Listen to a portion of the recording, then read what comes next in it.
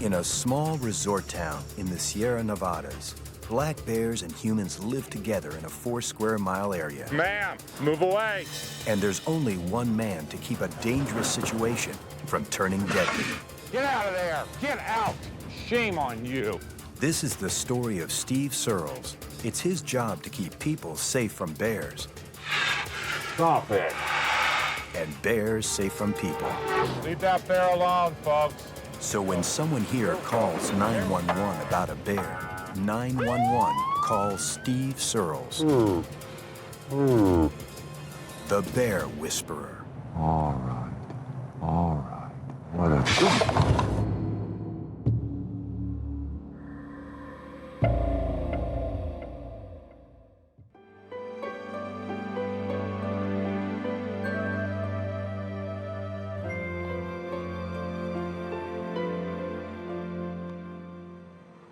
Hi. It's all right.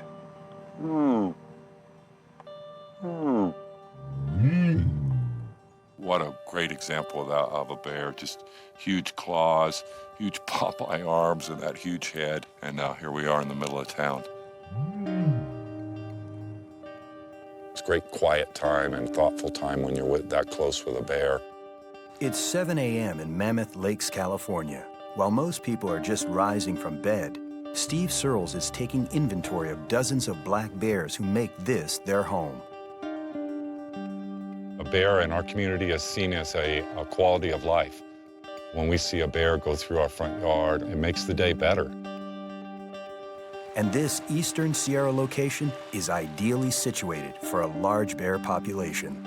We have just a huge amount of habitat in our community, lots of green belts and parkways, and of course, the community being so small, we're surrounded by thousands of square miles of habitat.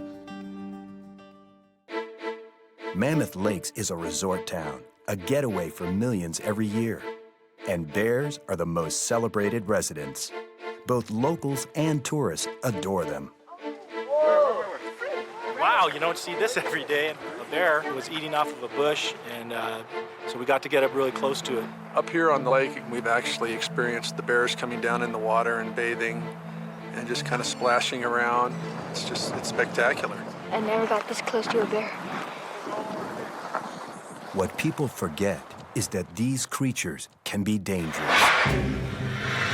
Adult males can be 7 feet tall, weigh up to 800 pounds, run 35 miles per hour, and kill someone with a single swipe of their razor-sharp claws.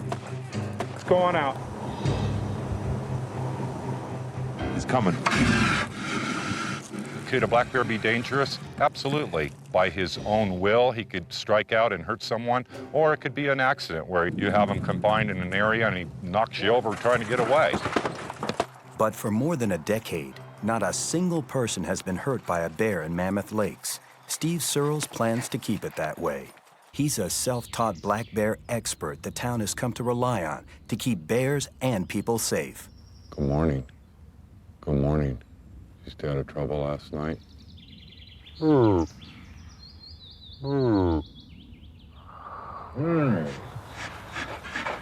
hear you talking. Oh, wow. Chomping, blowing. These are all just him asking me, gosh, can you leave me alone? I want to get some sleep. It's kind of like I act in the morning, too. I know. Every spring, the bears come out of hibernation. Before long, they become eating machines. In just 6 months, they have to put on as much as 200 pounds to survive the next winter. The easiest way to do that is to forage in town. Black bears are real smart. They learn real early how to get food and not wild food, to get into a building, get into a vehicle, trash can, or a bird feeder. They realize it's effective and they stick with it.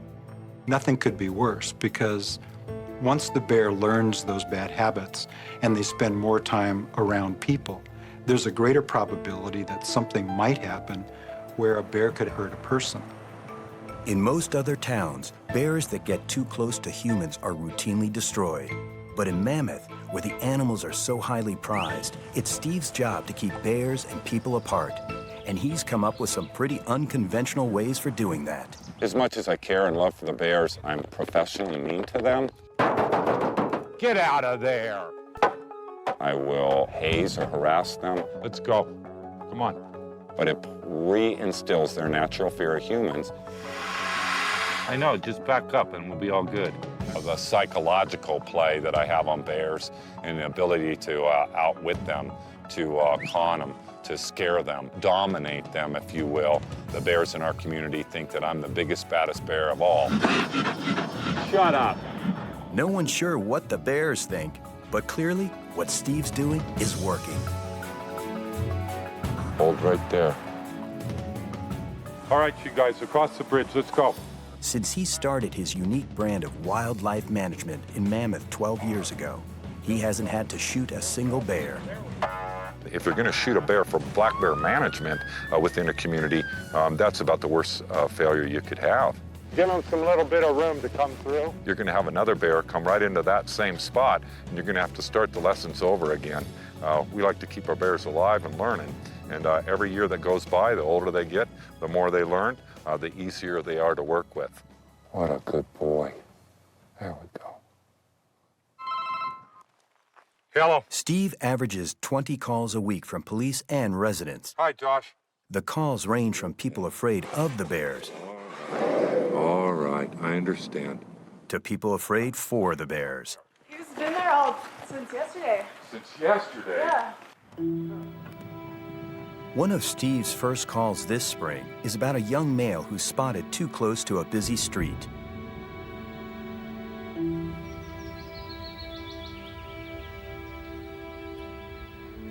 What are you doing here?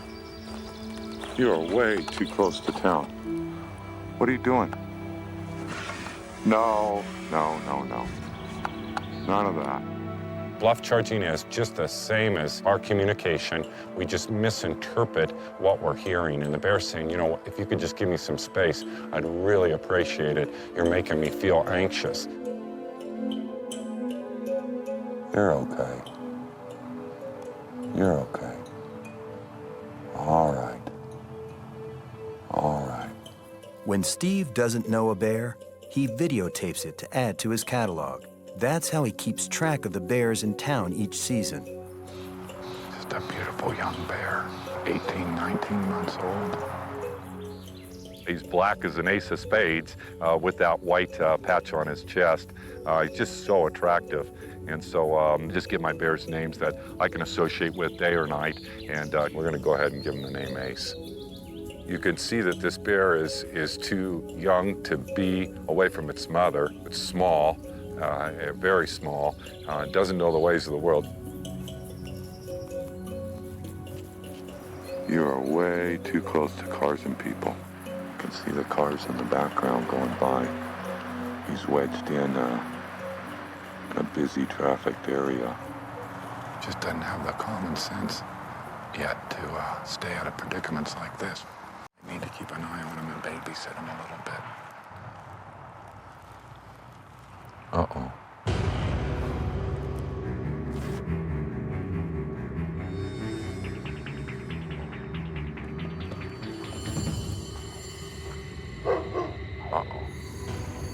This is not good. Go back. Son of a...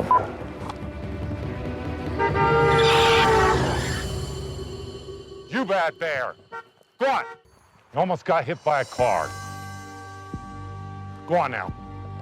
Go on. Gosh, I've picked up too many dead bears on that road over the years, and don't want to pick up this one. Get up there. What do the bears learn from me? They learn boundaries, just like with children, dogs, anything else you're teaching. They need to understand their boundaries. Enough of that. They're not in their comfort zone when they don't have those boundaries. No more. You almost got hit by a car. You scared me to death. You hunker down and stay there. I'm guessing this is going to be a long summer. It's going to take some work to keep him on the right track. More than 36 bears live in the Mammoth area. During the feeding season, they hide out in a variety of different places. They can be found in trees, inside drainage culverts, and under porches of empty cabins.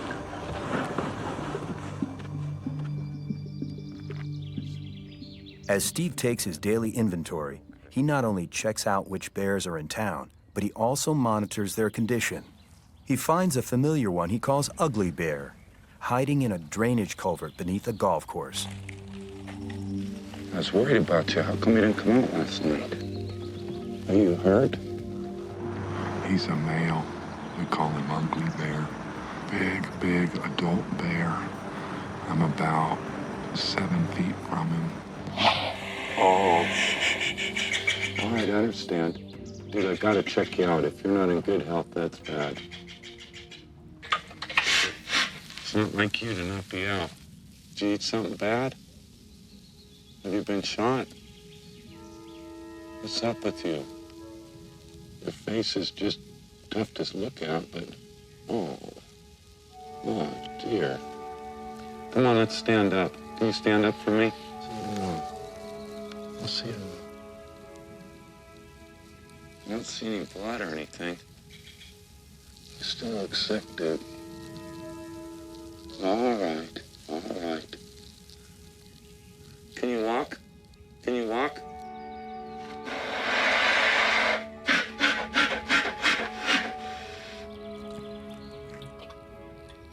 I'm gonna leave you alone right now, but I'm gonna check on you later, okay?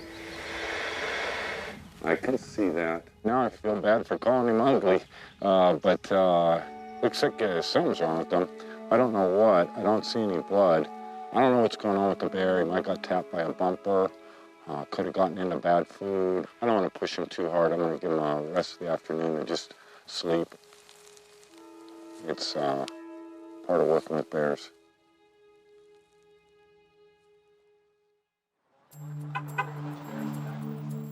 You want a sticker? Here you go. Thank you for saying thank you. Steve's work with bears has made him somewhat of a local celebrity. We know he takes very good care of the bears, and it's been amazing to talk to him because he seems to know each and every bear, which is very unusual. Was he bigger than me or littler than me? Littler, okay. He actually knows how many bears are in town, where they live, what their habits are, and it's a fantastic asset to this town. Steve really cares a lot about the bears and knows what he's doing. All my friends, everybody I know is really in favor of what he's doing and thinks he does a great job. Any other distinguishing marks? He's pretty famous in the summertime. A lot of people know him. He's always around, really involved with the town. He's a good guy. Thank you, guys. I appreciate it. Have a good day. Despite his reputation as the bear guardian, Steve didn't set out to protect them. I used to live in Southern California, moved up here 31 years ago. Didn't know where it was looking for a better lifestyle and bought a map, started driving, and moved to Mammoth and just never left. He worked as a carpenter and took up hunting as a sport.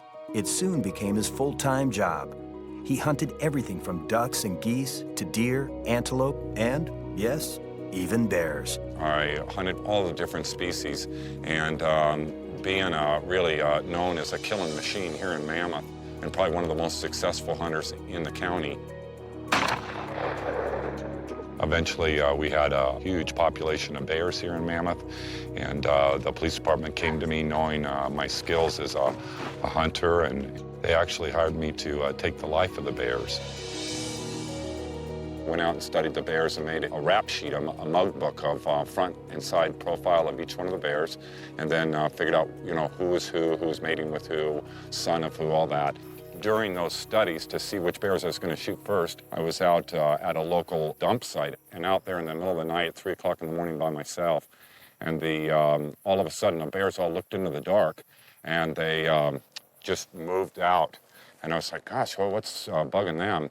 And in walked Big, a famous bear named Big, and he strolled in, and all the other bears stayed away while that bear fed, and then when he walked off, the other bears came back in, the lessers. I was just like, wow, this is incredible. If I could command the type of respect that he commands, I could become the biggest bear in town artificially, then I could work with the bears and not have to kill them. I wish I could tell you that I had some huge epiphany in my life to help the bears. Nope, I'm just somebody that wanted to accomplish the task at hand. If we couldn't resolve it, we did need to remove and destroy the bears. I thought, gosh, how could I unionize the bears? How could I just sit them all down in a circle, talk to them, and let them know how bad people can be around them? Steve's mission turned from killer to keeper. Go on now, get! Go on, get out of here! Shame on you, move off. I could work them out of a situation with my voice or body posturing, clapping my hands. Go on, you know better than this. Stomping my feet. Go on now, get! Move on! But if the body posturing doesn't work, Steve resorts to his special control and aversive tactics kit, or what he calls SCAT. Although this looks like a bunch of ammunition, what it is all non-lethal or less than lethal ammunition. Scares the wits out of the bear, and they should be run from it. I call this the lipstick round, and it blows off like a big-sized firecracker at the end of its flight. Here's some rubber buckshot we can see right in there. That it's about like a bunch of pencil erasers, and you can tap that bear and let him know that he needs to move on. If something does go wrong or we need something in a certain situation, we also have lethal in here. But none of these bears have been hurt this year or any other year. I wouldn't tolerate it. Go on, get out of here! We go to great lengths to make sure that a bear is never hurt when we work with the bear. That's not going to help him learn. Dead bears don't learn a thing. Contrary to what people think, black bears are not ferocious man-eaters. People learn about bears or see them on TV, they kind of lump them all into one group. The grizzly, the polar, the brown, and it's far from the case. The black is just the pacifist of the bears. But that doesn't mean they don't pose a serious threat, even for someone as familiar with bears as Steve. He never lets his guard down, and if a bear does show signs that he may charge or attack, Steve always has a plan for a quick escape. In every shot, you see the white tennies. Who works with bears, cougars, coyotes, and wears white tennies? I feel kind of self-conscious about it, and to tell you the truth, I'd rather be fast-footed than have anything else. And so I just like to have quick feet, but it looks awful dopey having the bear guy wear white tennis shoes.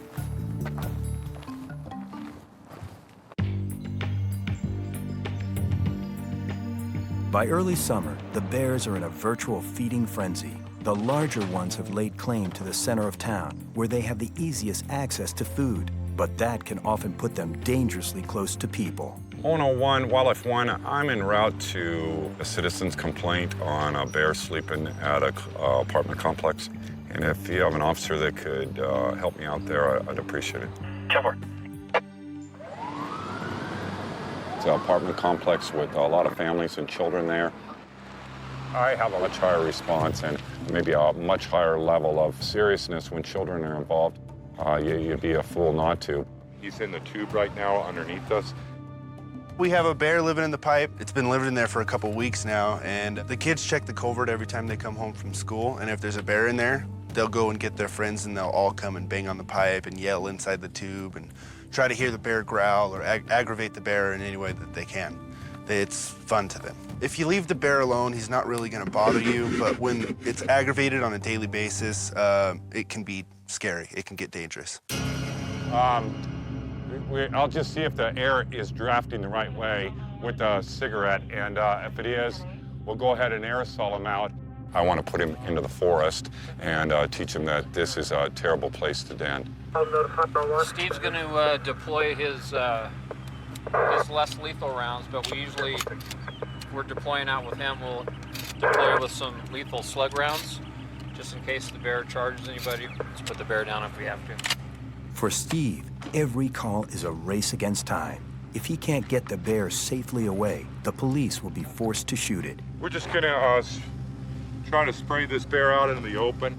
Steve Searles sprays pepper spray into the culvert. He usually figures whatever the downwind direction is and sprays it in there, and usually that gets the bear to come out. Yeah, we might get a little draw.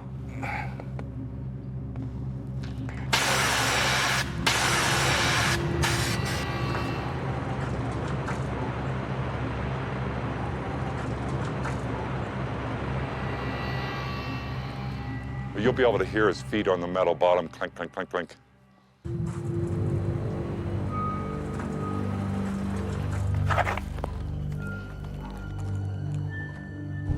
Oh, what is he doing? All right, I'm gonna go ahead and deploy a flashbang device. He obviously doesn't want to come out. We'll go ahead and grab another tool. This one is like a little cherry bomb, non-lethal. We'll push him out of this tube.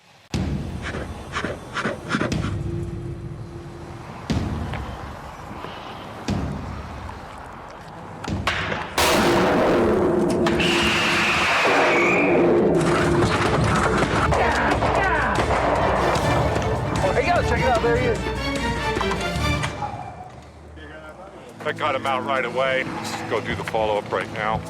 It's a mental game. Wow, his voice is touching me from a distance. They don't know what a rubber slug is or rubber buckshot. They have no idea. They sting you, make your eyes water, but they're developed not to split the skin or cause injury. Appreciate your support. Thank you, sir. Been marking the territory here? Yeah. I've been here, 12 years now. And Steve, got into this stuff years ago and kind of educated the community and the police departments. Pretty much his program, but we've adopted it, and he's now working under the umbrella for the town. So, seems to be doing well. Not every day you get to see all kinds of stuff going on around your house like this, All right. I mean, we got cops shooting 10 feet outside of our door. It's pretty crazy. No alimente a los osos. Dile gracias. All right. Bye-bye. Bye. Dollars for donuts. The bear won't be there tomorrow, that's for sure. It's a great call. Nobody got hurt or injured. The bear's going to have a lot better day. The police officers are feeling good. I'm feeling good. That's the way you want every call to turn out.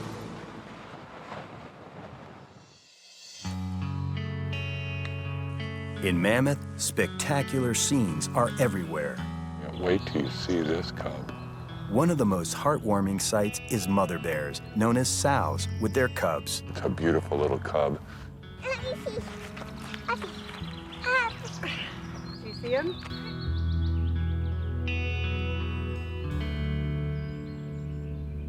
Tearing that log apart looking for bugs. This is how they teach the little ones how to get the natural foods, how to get the beetles, the larvae out of the fallen log there. So that's a good thing for that young bear to learn. What did you find there? What a good bear.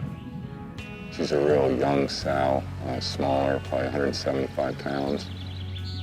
A little active today. She must have gotten pushed out of wherever she's been denning. A lot of folks in town, sometimes they get scared and then it takes them a couple hours to find a suitable habitat and get settled back down.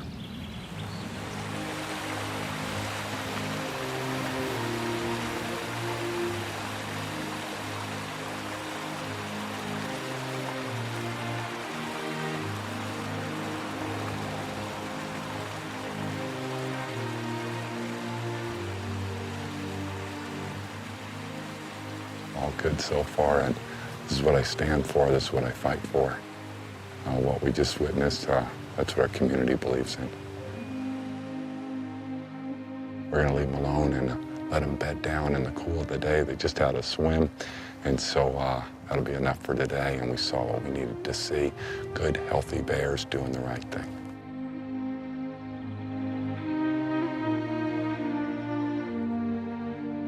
By next summer, the cub should be able to take care of itself.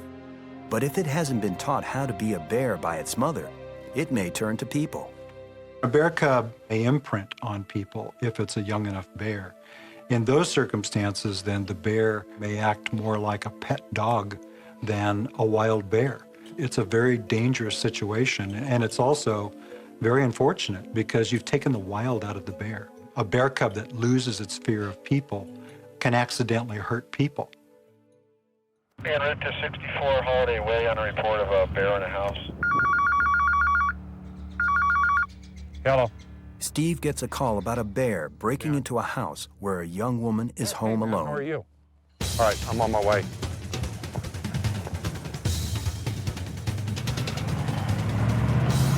We've just been dispatched on a call to right up the street here. It's going to be a bear in a house, I believe, with people. The description we have, it was all black, 120, 30 pounds, with a white blaze on the throat and neck. Ace, he's the only bear that matches that description in the town, and I'm just hoping to God that I can catch his hand in the cookie jar and educate him.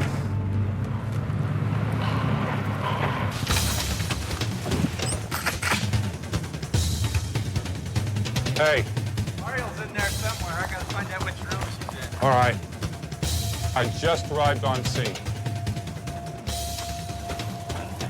course, I don't know if it's still in there. Is it okay to go in? Sure, we can just go in together. Is your daughter in the house? Yeah. Ariel! Wait, you're in the back room? This is that way. Stay right there with your daughter if you would. Ariel? 101, Wildlife 1, I'm in the house, and we're clearing the house right now. You have point of entry right here. 10-4, we're on the back deck, and the kitchen's clear, but let's go ahead and check the whole house first.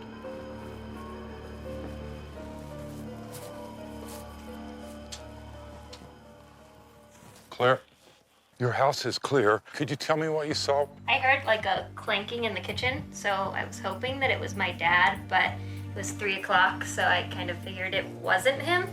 So I came out through here, and then I came out through this door, and I was scared, so I just I said my dad's name. I said, "Dad," and looked around the corner, and I saw the bear pop its head out just right the corner of the kitchen there.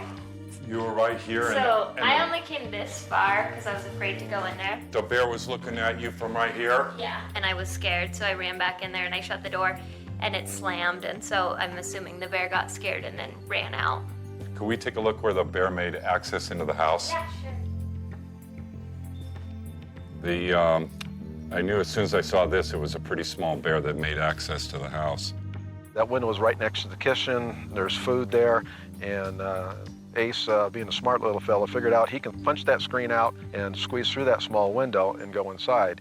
When the girl saw him and he saw the girl, they both became very frightened and they both ran in opposite directions. A young bear is still a potentially dangerous bear, especially one bold enough to enter a house in daylight. Ace has caught the attention of the police, and if Steve can't keep him away from people, he'll be shot. The house is cleared, but we're going to patrol the area right now and see if we can find this bear. Did you see a bear? No, I saw him on the other street. I saw him Minutes ago? by Gomez. All right. Our little buddy Ace is completely blowing it. This goes on, people will call for, the destruction of the bear. Did he go right through here, sir? Yeah, he's around the corner.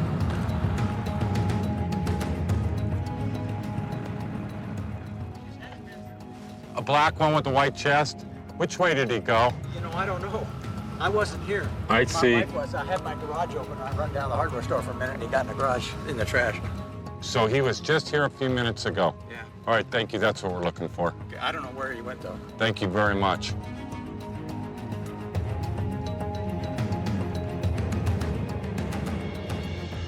I would really like to find him right now.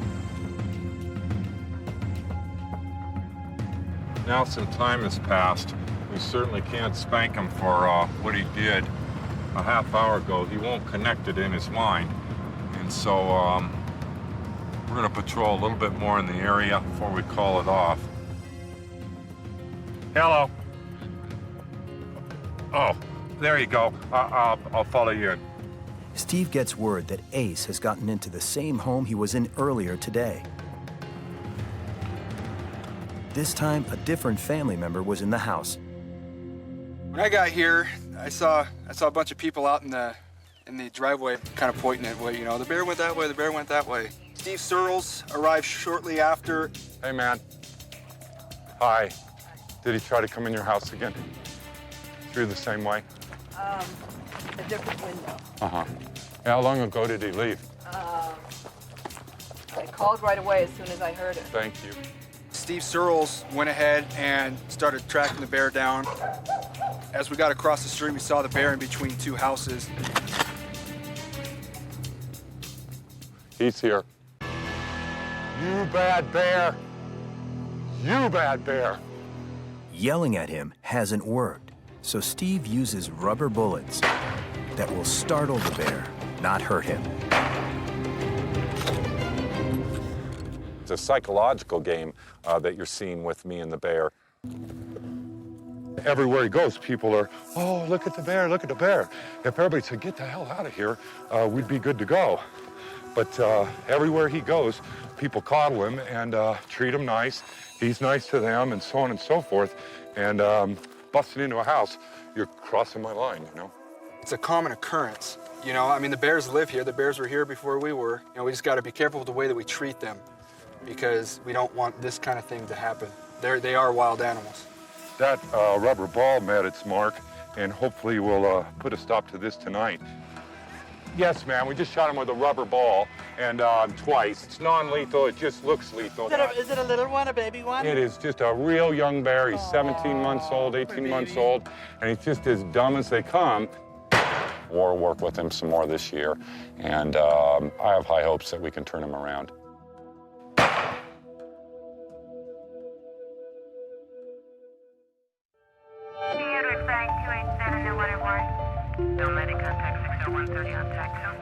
Steve's job makes for an unconventional family life. Stop that! He's on call 24 hours a day.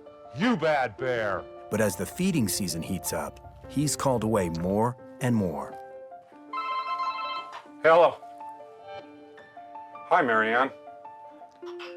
No, go ahead. Being married to Steve is very interesting, fun, never a dull moment. There's another little bear coming this way, a little 2 or 3 year old. We met in 1985. It was wedding tables, and he would come in for dinner and stuff, and we got to be pretty good friends, and that was it.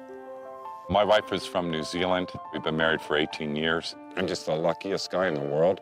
I go to all these benefits and stuff, everybody's coming, yay, Steve's a great guy. But she does everything for me so that I'll take care of the bears. And so she sees that as her way of helping with the animals.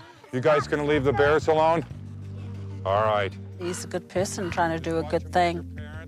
And he really has his heart and soul in this. Just really very caring, very, very caring. Normally, he's all excited when he comes through the front door, and he's like a kid in a candy store. He loves what he does and does what he loves. I have a 9-year-old son, Tyler Searles.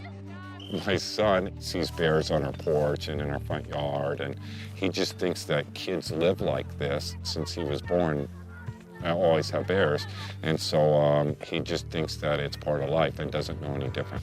My son, he was born here and raised here, and being the son of the bear man, it's a big job, huh?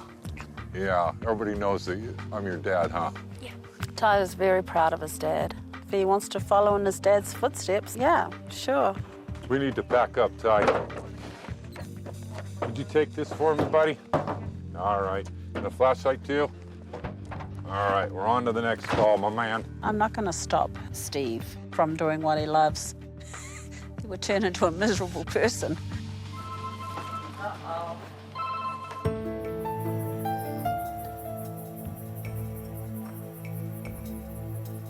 A friend of mine was out for a moonlight ride with a buddy, and he came upon a bear trapped in a dumpster, and called my house and asked if we could come up and see if we could help out. Yeah, I can hear a cub.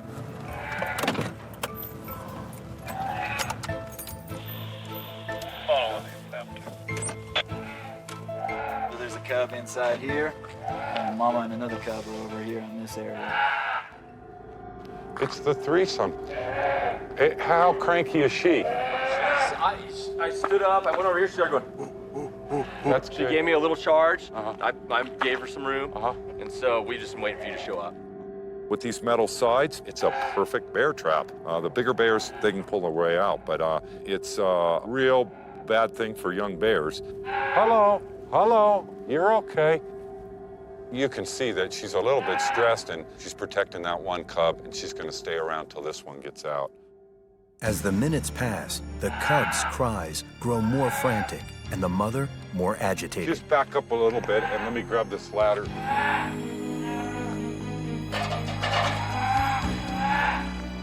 A mother bear with cubs has the reputation of being one of the most dangerous animals on the planet. Hello, good girl. Where are you? Where are you? Good girl. There you go. There you go.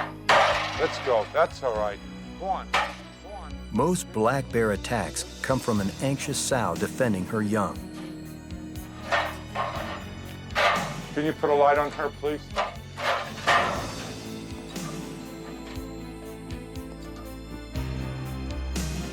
Oh, look at you. Look at you. What are you doing? What are you doing? No, you stay back. You stay back. All right, I see what's going on. This cub's gonna come squirting out of here quick. All right, back off, back off, back off. All right, the bear's got the ladder, ready? Here we go, here we go. Okay, Mom. Hi, boy. Don't run out, Mom. You're okay.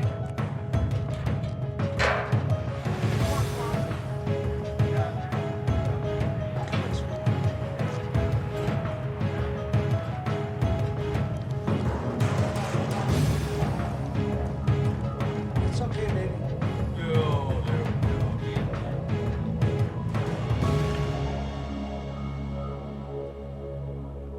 That's how you want to see every call go. I've seen a lot of cubs locked in dumpsters. This scene was just a little bit different with an extra cub, but the sow was getting pretty anxious right there towards the end.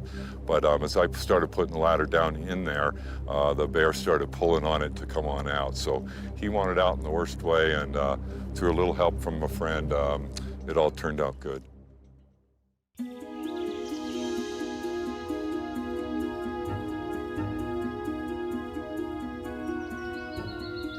I have one bear that I've been watching for the last 3 or 4 days. His name's Ugly Bear, and he has been laid up. He's not taking water or food. He's not urinating or defecating.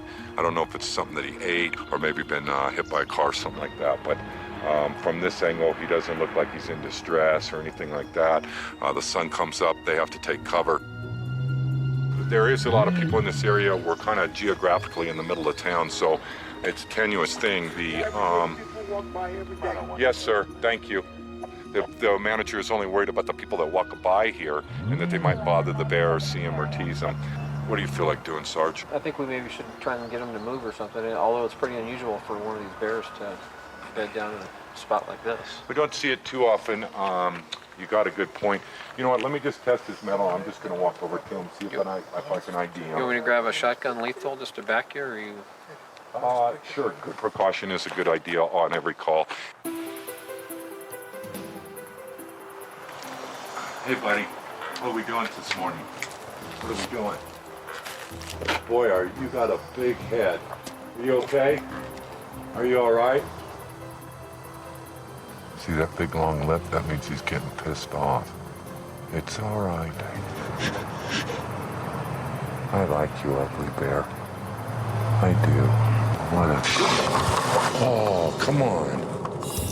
When Ugly Bear refuses to leave peacefully, Steve steps up his efforts. Hey, you want to walk out of here? Hey.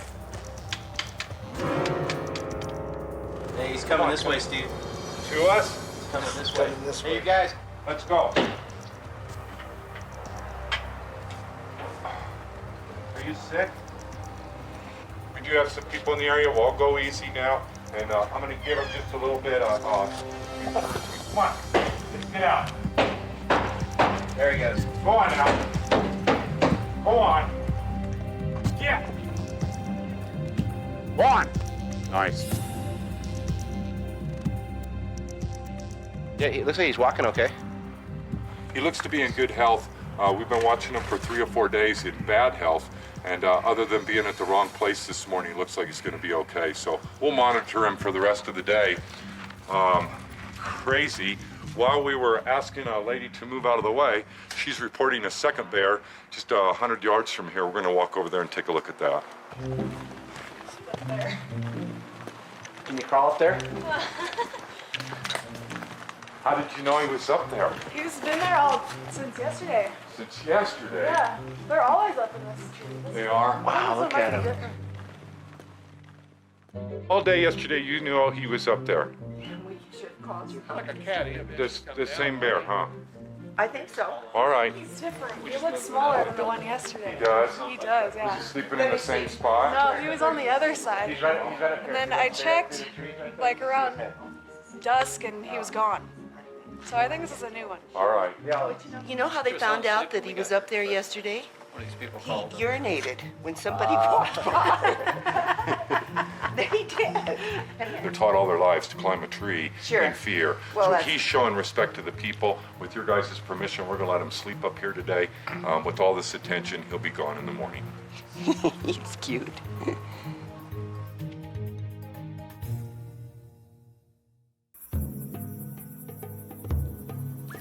By midsummer, Steve has responded to dozens of bear calls, but many of his most troublesome incidents involve young bears. One in particular he's been tracking is a light-colored cub whose mother may have been killed by a hunter. This bear's name is Blondie. It's amazing that he's still alive. He's been on his own for a long time. Real young cub, very small as you can see. What he's eating is bird food. It's the crack cocaine of a bear's life. These homes here are built right on a stream, so it's a natural corridor for the bears. He's living in the woods. He comes up to the backs of these houses and take advantage of the bird food. Comes over here, leaps from here to the tree and goes up and gets on this branch, and he just takes the feeder and drops him to the ground. Then he goes down the tree and starts his little feast. So he's amazing. He's been staying out of trouble the last couple weeks, but he did enter this home last week through an open window, and that's just terrible for a bear to learn those lessons. This bear, as cute and small as he is right now, is going to grow up to be a big, huge bear. And if we don't train him correctly from the start, then we get what we deserve. I don't want to hurt the bear. I want him to survive, and he's really a cute little guy. He has no fear of people because people have no fear of him. He's standing here looking at me while he's eating. If a bear is eating in front of people, and he becomes conditioned to that, which this bear is conditioned to it. Technically, I'm part of the problem. By the bear observing me, observing him, it could be that I helped condition the bear that people are loving, they're gentle, they're kind. This is a struggle I go through every day. It's still a challenge, you know, whether to just lay into him or to lay off. But this time, I think we're going to lay into him. Steve will use pepper spray. The effects only last 10 to 15 minutes, but hopefully the memory will last much longer. What are you doing, bud? This is going to get you in a bad way. What should we do about it?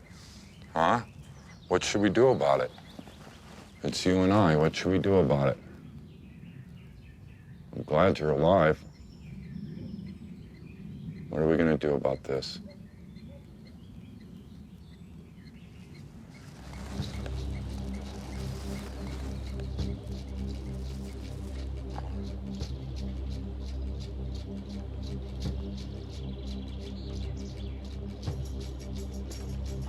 What's this? What is this? What is this? Yeah. I'm sorry, buddy. You're home good, huh? You're home good.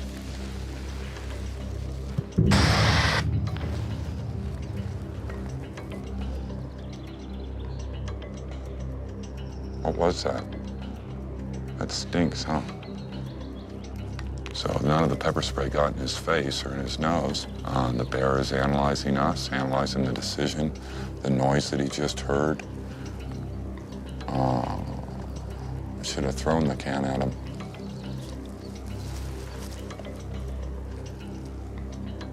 Here he comes, thinking about it again.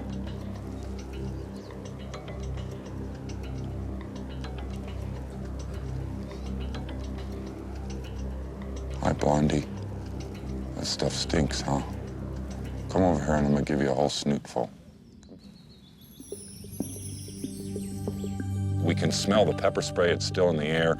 This thing's been contaminated a little bit, and so that's why the bear moved off. He wants to live, he wants to get on enough weight to make it through the winter. He's obviously not gonna make it through the winter at the size that he is.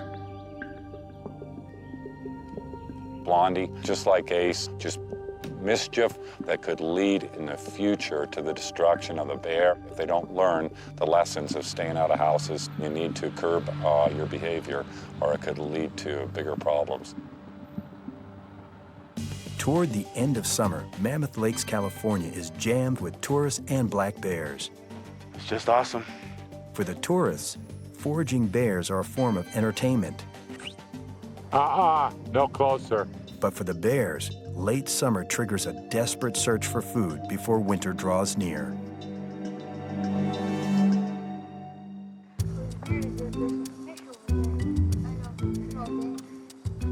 Friends of mine were up to the lake's base and got to see the sow cub. It's predictable this time of year. They can't tolerate being near those big males, and so they bug out and go up to the lakes. At the beginning of the season, this sow was teaching her cub to look for natural foods. But in survival mode, the bears become bolder.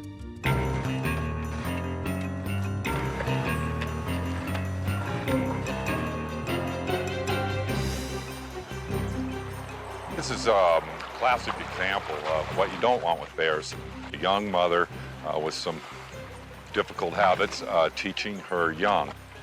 The fishermen, they go off and leave their stringers, and she pulls those fish up and feeds them to her cubs. So does it set a bad example? Absolutely. Determined bear.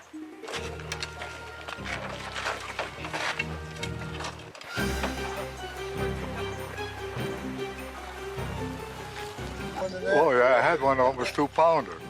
The bears got it. Get a good meal. I think she's eating it right now. This is what they do. They want their breakfast. They come around lunchtime. They don't bug the people. They just want our fish. For them to get those occasional fish along the shoreline, they're taking out the ones that are dead or dying. And making it part of their diet is not a bad thing at all. I think it's appropriate. But stealing stringers, if that goes on every day, it can lead to problems.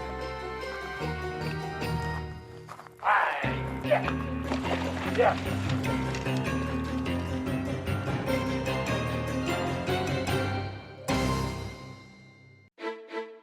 Hungry bears can be wildly unpredictable. Sometimes they do things that are shocking, even to Steve. Stop that. Go on now. I use a pushpin board to map where my bears are, and just in the last few days, we've had our first frost. We've had a huge wind event. Mother Nature is talking to these bears. The orange pin in the center represents where we are today. That's my house. And the blue pins represent the known bears and where they are here this morning. And where this pushpin map looked a lot different 30 days ago, 60 days ago, it'll indeed look a lot different 30 days from now. We have a pretty full habitat. The carrying capacity is probably at its peak or close to it, and the social capacity, how people feel about the bears and a little bit of mischief they get into, that's being challenged as well. Is there potential for a problem? Certainly.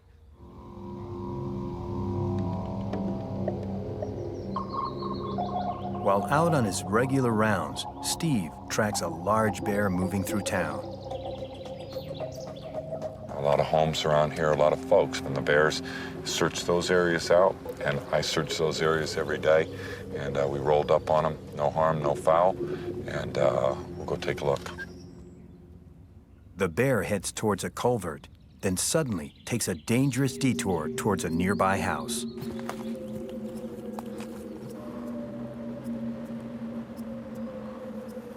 You burglarizing that house? God. He enters through a window, undeterred by the people inside. Can you come out of the house, please? There's a baby in here, I can't. All right, where's the baby? In bed, asleep. He's scaring me.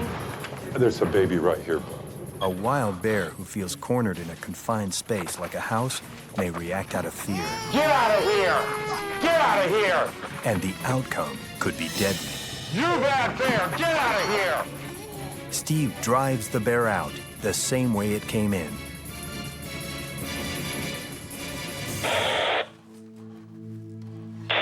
One Wildlife 1. We just saw a bear live real time break into a unit. The lady was out here enjoying the day. Asked her for people that are in the house. There was a small baby. It's still in there. It's safe. The police department will come to back me up right now. I'm still vibrating. It's pretty scary. By the time an officer arrives, the bear is long gone. Well, hello. Hello, sweetie. Hi there, how are you? Hello. You gotta thank this man. You saw the bear, huh? Thank God I didn't see him. Scared me enough. Yeah. Disaster narrowly averted.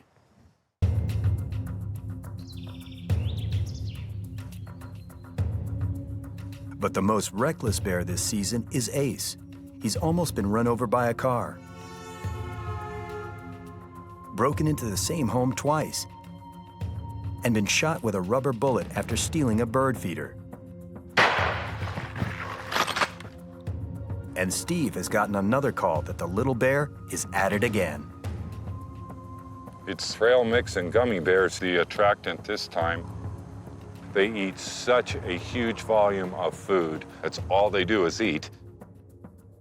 The bears are just a stomach with 4 feet. They'll eat just about anything this time of year. We'll follow the trail backwards and see where it came from.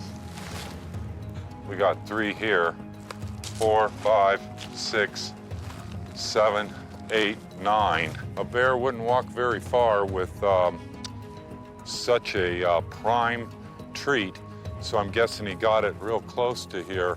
I've seen Ace many times here, 3 or 4 times, and he's been in the neighborhood. He's a very cute cub, but he's, you know, I'd say 2 or 3 feet high, and a little challenging.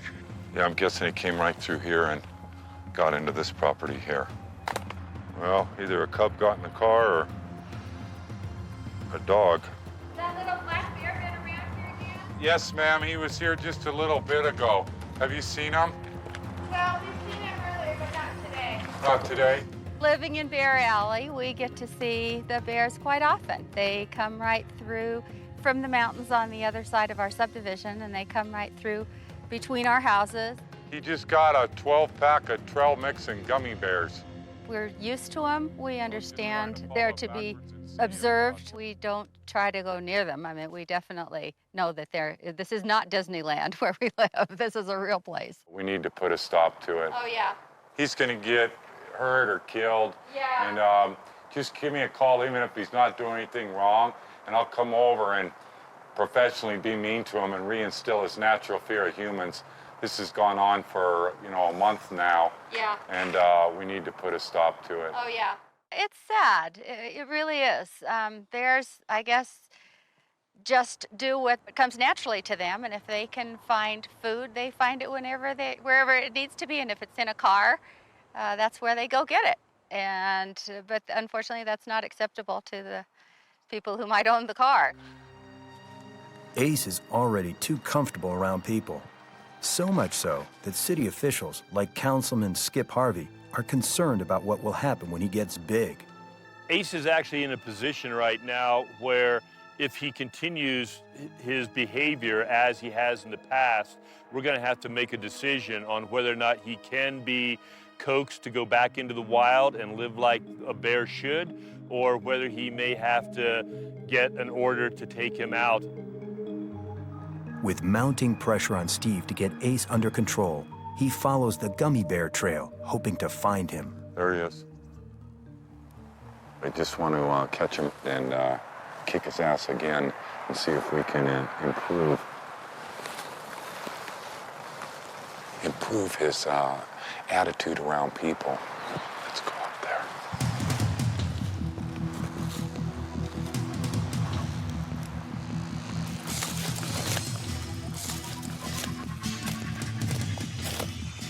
I'm tired of playing cat and mouse with this little bear. Next time I catch him, I want to light him up.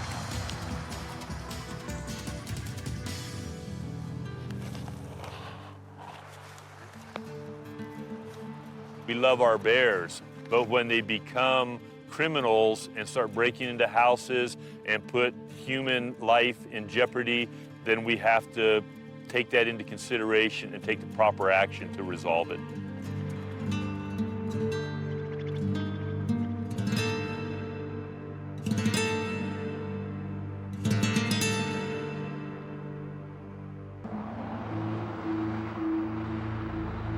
Ace isn't the only young bear getting into trouble. Blondie's at it again, too.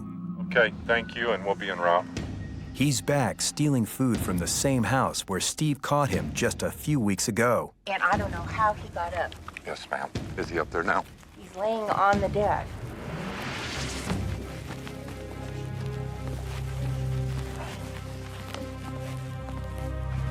He's right here. We need to teach that bear a lesson. What are you doing here? What are you doing here? Hey, what are you doing here? You bad bear. You bad bear. No more. Go on, go home. Go home. Get out of here. You bad bear.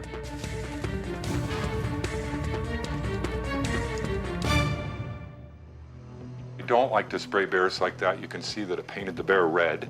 Not only that, but the sound of the is super unnatural. Pepper spray is affecting his ability to smell, to see, and taste.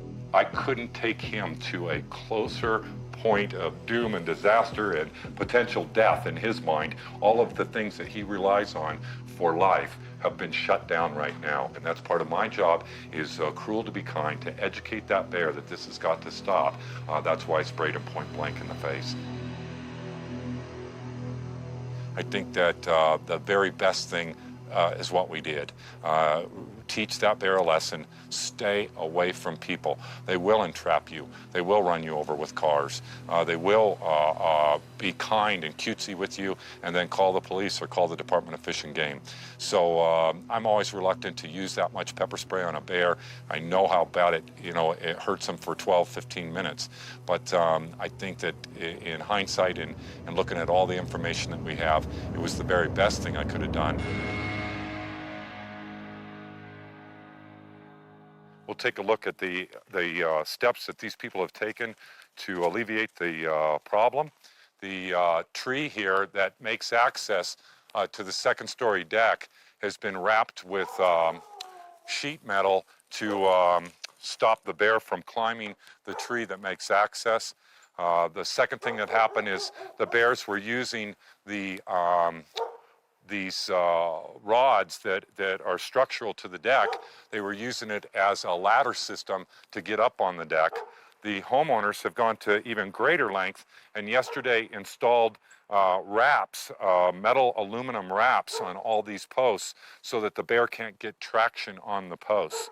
These folks spent, a lot of money to make their deck bear-proof, and yet they had the bear on their deck for a second time. You can see his paw prints right there. He pulled himself up. That's easy to do with his body weight. And got up here like this. Then he did a power move. He grabbed right here, his back foot. That's a back foot print right here. He put his foot right here, his other hand right here, put his other hand up here, pulled himself up like I'm doing. I'm not quite as agile as a black bear. We can see his handprints right here. Then he did a one-hand muscle right here, pulled himself up and gained access to the deck. Here's Blondie's hair.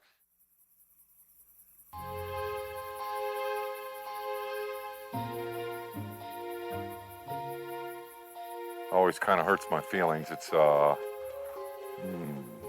double-edged sword. You know, loving bears is to reprimand them, and to reprimand a beautiful little bear like that it doesn't bring me any pleasure. It's not a fun thing, but certainly prove the point, and I'd bet my bottom dollar the bear won't be back anytime soon. We taught the young bear a lesson, Blondie, that you won't soon forget. We got a fire over here in Sherwin Lake. Scarecrafts are coming in on it. The worst thing that we could have happen in our community right now is a forest fire. After a long, hot summer, the Sierras are a powder keg of dry vegetation. Forest fires are frequent and frightening. Probably the two number one things that Mammoth cares most about is the wildlife and fire. Today we have both. We have a couple hundred acres burning just a mile east of town of prime wildlife habitat and bear habitat. We can hear the planes overhead, and they're taking an all-out aerial assault on it today, and hopefully it's going to get this thing under control. Forest fires drive wildlife out of the wilderness and into populated areas. We just got a thing on my voicemail that a bear was hit this morning on Highway 203. It's deceased, and we'll go, the road department has picked it up and put it out, and we're gonna go down and see if we can measure it up and identify which bear was hit this morning by a car.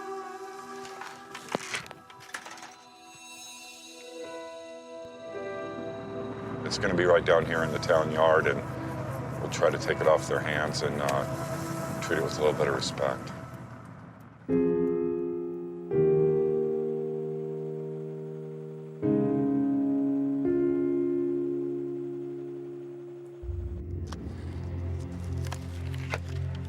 It doesn't turn out to be a local bear, but even the death of an unfamiliar one is painful. It's a young bear, male. This bear is 2.5 years.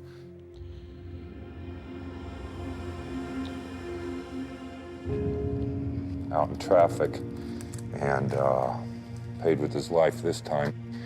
And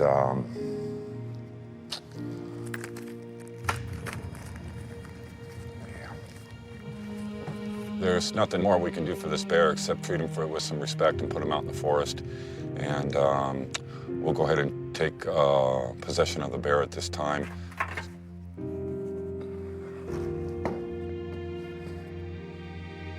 We have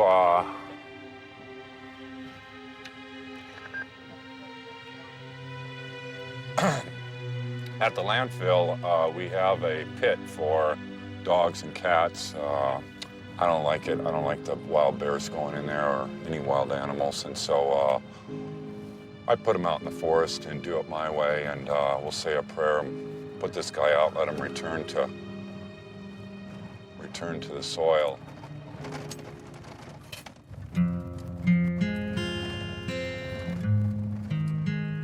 The local tribe is the Paiute Shoshone. They are the bear clan, the bear people. They're still alive today. They honor me and my family for the work that we do with the bears in the white people's way, and they teach me about their way.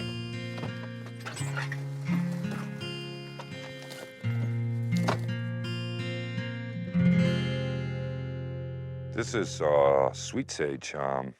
This is called a smudge stick. The Paiute people believe that that the bear takes our prayers. We pray to the bear, and he's here to help us out. And they believe that the bear, we pray to the bear spirit, and that the bear takes the message up to the top of the mountain to the Creator with the smoke, and to your God, whatever God you pray to. And that the eagle takes the message from the bear and takes it up to the heavens.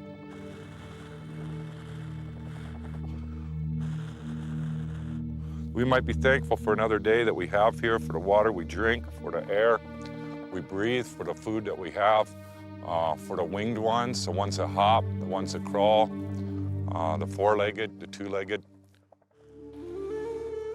A smudge stick, it's to clean us up a little bit. We'll just smudge him off. Last thing he's seen was a car. And we just try to make it in a good way and that this bear could go on and go back to the earth. We have a beautiful spot for him with his home in the back, and we'll put him up on this little ridge here, and the animals will come and take them and eat them. And we like that a lot better than putting them in our landfill. All right, buddy.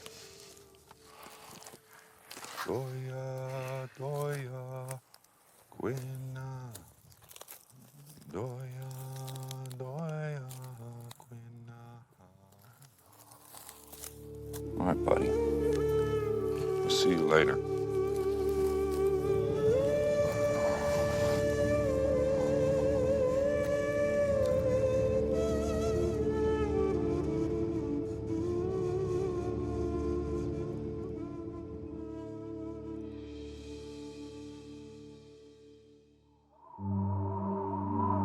The end of summer marks a new phase in the feeding season. For Steve, it's the craziest time of the year. What in the world? It's what he calls the fall shuffle. Get out of there. Come on, let's go. This is the time when the bears are moving around and changing it up as they make weight for the winter. Go on now. I have bears that are showing up. There wasn't room for them in town. The town was full at its capacity. As those big bears made weight and moved out of town, then it leaves a void or a sink for other bears to come in and try to make their fill. Every year, the town braces itself for the onslaught of a whole new crop of hungry bears. I had incidents where people had food on the table and the bear actually went right through the window, and just because the food was there, they smelled it, they saw it, and that was a major concern. So we try to educate and say, look, you know, you live in the mountains, beautiful area, but still, if you're cooking and the food or those pies on the table, just like Yogi the bear, they're going to go after it and try to get it. All right, I'll be right there. We had a call. A sow that we've been tracking up at the Lakes Basin, and her little cub had come to town, and first thing they did was get into trouble. The baby cub got locked in a car. We rolled out there real quick, and it'd been in there for quite a while. Here we go. Come on, you're out of there. Come on, come on. Let's go this way. Do you guys have do you have a beeper or something? You're okay. We all right? All right, all right. Here we go. Here we go. Here we go. No damage to the car. Let's go. Let's go. Come on. The sow, she wasn't peeling out and getting the hell out of there. I didn't want to leave the area without the cub hooked back up with the sow. Go on. The sow is 3.5 years old. Go on now, get. It'd be like a teenager having a kid. Go on, get. Ha! She doesn't have a lot of life's experiences, and she's not teaching her young the best habits. Bears need to teach their young where to get that natural food source. Go on now, get. The bear opened the car door, got in, and then closed it and opened it again. And closed it, and the cub just was stuck in here. Wow. Took a bite right here, took a chunk out of this. Maybe tore out this whole thing. Then there's a panel on the back door that he ripped off. Not a good thing. Probably $500 to $1,000 worth of damage to the inside of this young lady's car. It's just that time of year. You got to be ready for these calls and for what the knuckleheads might do. But some situations are far more dangerous than others. Hey, Rick. Steve gets word of a break-in at the golf course snack bar. When he arrives, he discovers a bear he's known for years. Hey, One Ear, stop Get it. down there. Get back, One Ear. Get down. Go on. Go back. Go back. Go back. To personally look in my face and not move away when I approach him, that doesn't stand with me.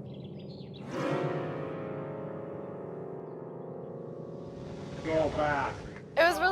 scary because it was almost like a face-off with the bear and Steve, and they were kind of going back and forth, and the bear just did not want to leave us alone and not want to leave the snack bar alone because of all the food. No. No one here. Get that. Go back now. To come in for unnatural food in the middle of the day, not remembering what a black bear is supposed to do, move away from people. He knows me, I know him. You need to move away as soon as I approached. Boy, this old bear and me go way back. Geez, it's gotta been 9 or 10 years ago when we first met one year, and I had some run-ins with them on the elementary school campus with children present. It was during recess, and our school is right next to the open forest.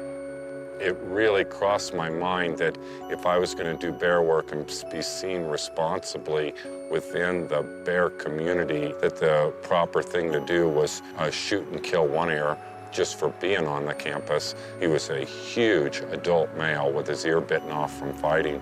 And there was about 200 kids present. It would have been horrible to destroy that bear in front of those little eyes. And I just getting going with the successes of the program. And we used non-lethal on the call. We had lethal back up there. We had myself and another officer went non-lethal. And we had a final officer close the road so we could put him out in the forest. The bear left that day and didn't return for 2 years. It's 1 ear. Where have you been? I haven't seen you in years. It's 1 ear. That's incredible. It's your first day home and you're in big-ass trouble. We tuned him up again. No, hey, none of that. None of that. Took about 60 seconds to reinstill his natural fear of humans. He left.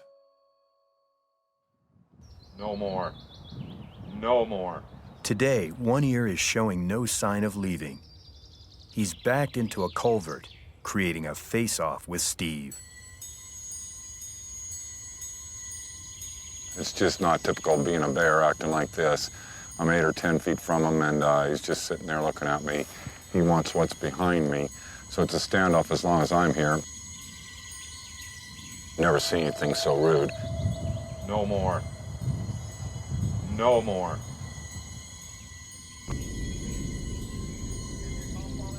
Yeah, and you guys are gonna have to take a drop, sorry. It was crazy. There were golfers on hole 9 that didn't even know that they were actually right on top of the bear, and the bear was in the tunnel right below them, and they were looking for their ball. They had no idea what was going on. This will not stand, and he can't be hanging out here scaring people or intimidating anybody. Wildlife 1, Sam 1. Wildlife 1, Sam 1, good. You know what, could you meet with me at the Divot Bar and Grill on the golf course? Yep. If you could bring some non-lethal and a 12, that'd be good. I don't know if he's distressed or having a problem competing for food. He's not showing enough fear of humans, and we're about to give him plenty of fear of humans. When I got there, One Ear was in the culvert. He was been chased to the mouth of the culvert, and he wasn't leaving. He knew the people were scared of him, and he could scare them away to get food. That's probably one of the most dangerous types of situations we can have with they're emboldened enough to confront people. He obviously got the one ear from being in a fight. Indeed. I've seen scars all over his face. Does that kind of indicate what his general disposition is in his own community? Not only that, but it might be an indicator. When he comes out of there, you'll see he's small in size for his age, and he might be on the downward swing of life, a bear that's being pushed out of his own habitat. He's obviously been in a lot of fights, had a lot of years on this earth. Our primary goal is to make them afraid of people. And in the long run, that was fortuitous because we were able to use, quite a bit of our bear arsenal on One Ear and really teach him a lesson. I'm gonna put one right over the top and right on his butt, I think. Hey, get out of here. Go on. Get. Go on. The first shots are beanbag rounds. They won't hurt the bear, but hopefully they'll sting him enough to get him on the run. Go on, get.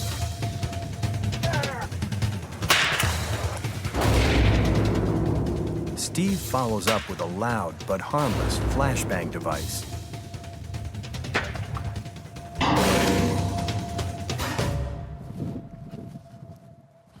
There you go. I was able to get 3 bean bags on him, and he was able to get some flashbangs in there, which is devastating loud to the bear when he's inside when those things go off. You can imagine being in a trash can and someone beating it with a baseball bat. That's how one ear felt. After that, he never returned. You didn't hurt him. No, it just spanks him. It's just a beanbag round, and it's just used to teach them that people suck, that we can be mean. I want to put the wild back in their eyes. I want to put the wild back in their heart. I want them to be afraid of people and run away when they see them.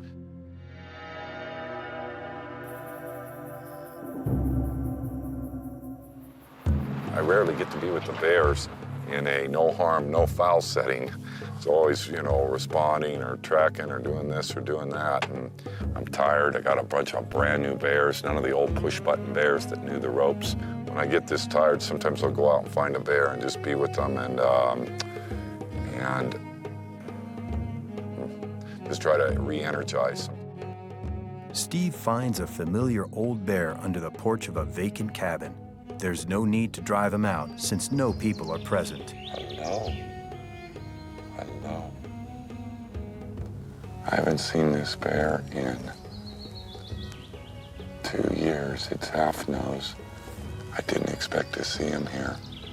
This is a real shot in the arm and more than I had hoped for. Hi. His nostril's been bit off by an old bear I used to be friends with. That's a 6.5, 7 foot bear, and now. All right. Well, you look good. You look good, pal. I'm proud of you. I can't believe you're still alive, buddy. A big heavy bear like that is a trophy for hunters, and me not having eyes on with them for the last 3 years. You just have to assume that they either died by natural causes or were shot, during the hunting season. Again, he's got to be 12 years old. Hi. Hello. Do you remember me? Can you smell me? You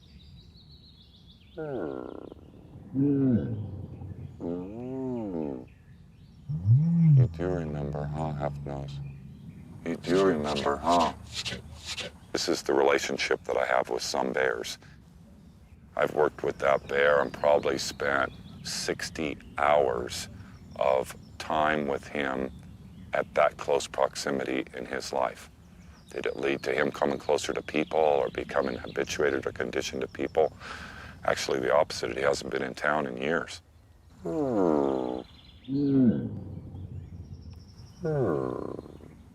used to vocalize like this for hours. And what I was saying, I'm not sure. What he was saying, I'm not sure. But we used to enjoy a lot of time together. You do remember, huh? All right. He just got home, and we don't want to push him out up under his deck in the middle of the day. We'll go ahead and leave him alone and check on him a little later, but great day for the bears. People say I love bears. I love my wife, I love my son, I love my community. Do I love bears? I sure love this one. Thank you. We'll see you later. Every time a bear is caught too close to humans, it runs the risk of being destroyed.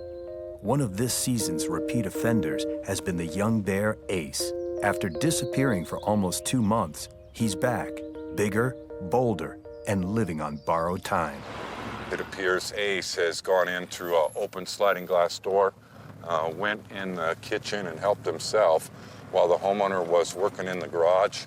The homeowner is a retired officer that I've worked with for years and years, and he ended up throwing a chaise lounge chair at him and running him off. Looks like the police department is going to issue a shoot order for this bear.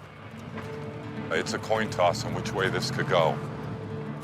Steve's got one more chance to force Ace to leave for good or watch him die. We'll see how the day plays out, but I'm gonna spend the next couple hours just canvassing this area where he's often at. If we have any luck at all, we could get a hold of this bear in the next few hours and see if we can convince him with non-lethal to leave the area and maybe change the outcome of what's about to happen.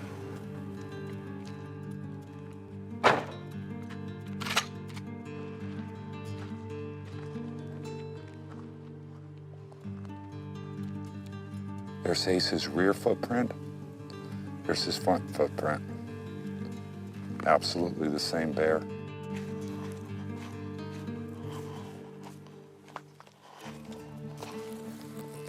There's a fresh bear bed right there, and he could be hiding here during the day.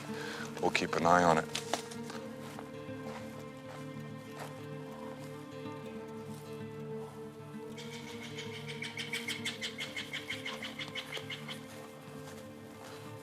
This area is clear. We're going to work across the street.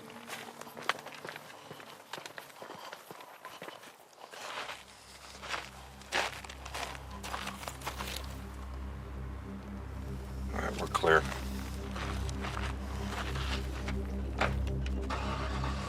We haven't destroyed a bear in a dozen years for public safety. I'm really concerned. It'd be a real hard thing for my community. Hundreds of people have seen and interacted with this little bear. That's part of what got him into the jam he's in. And it's led to what looks like will be his death.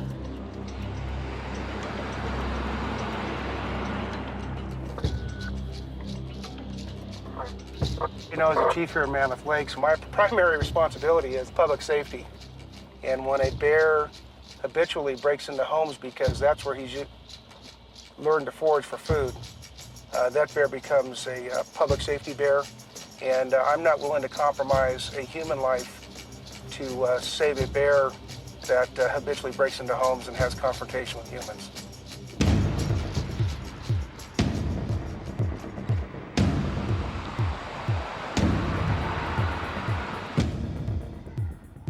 We've identified this bear because it has broken into as many as 8 or 9 homes. About half of those homes have been occupied. It's crawling through open doors, going through screened windows.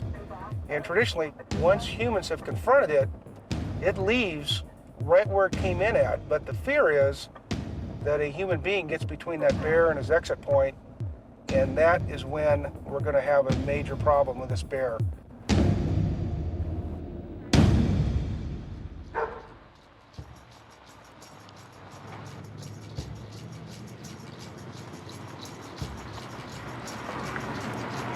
There he is. There he is, right there.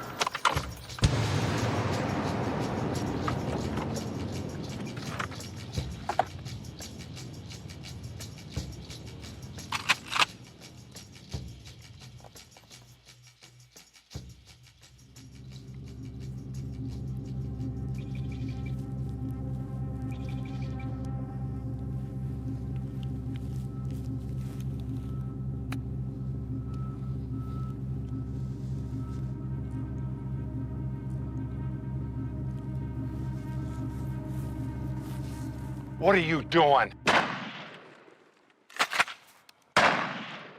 You bad bear! The rubber bullets sting, but won't penetrate the bear's hide.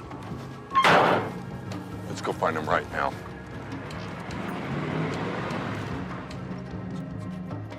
You know, we couldn't catch him with a hand in his cookie jar, but I just don't have the time to wait for that. We need to move the bear out of the area. So I went ahead and tapped him twice with the rubber bullet, and I'm going to continue to pursue this bear and catch up to him, and I'll repeat the process until we get the right results.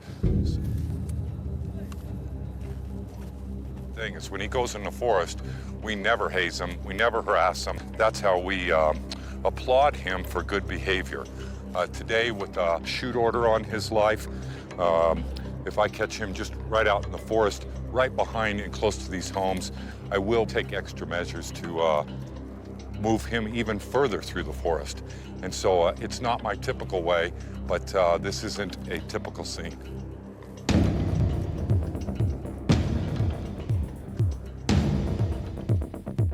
I'd like to save his life, really.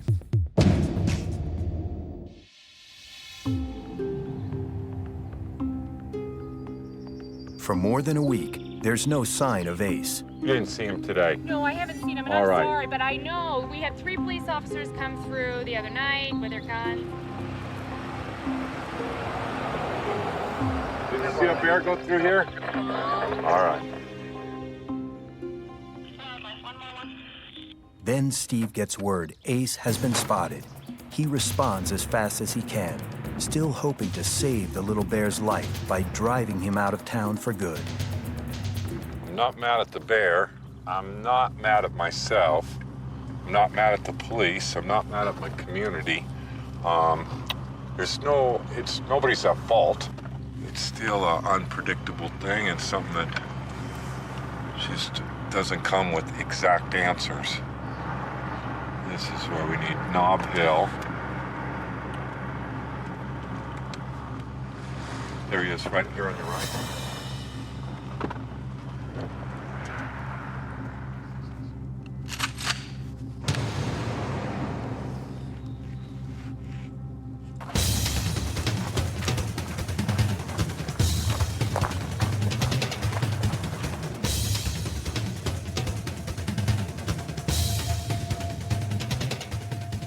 The bear eludes Steve, but not for long.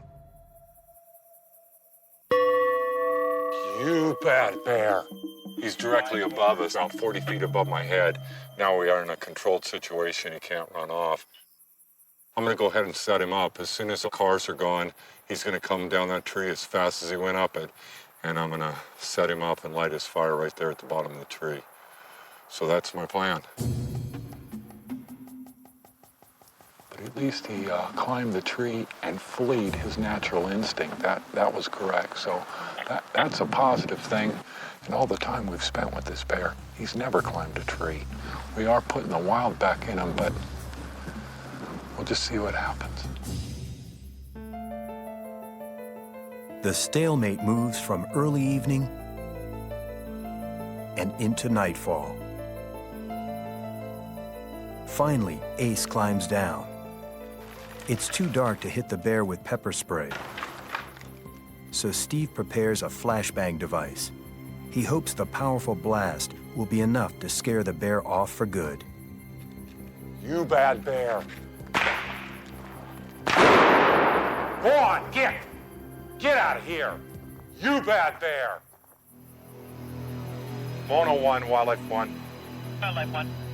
One single non-lethal round fired at Alpine Circle. The bears left the area. We're code 4. Code 4. Steve and Ace have had a long and frustrating season.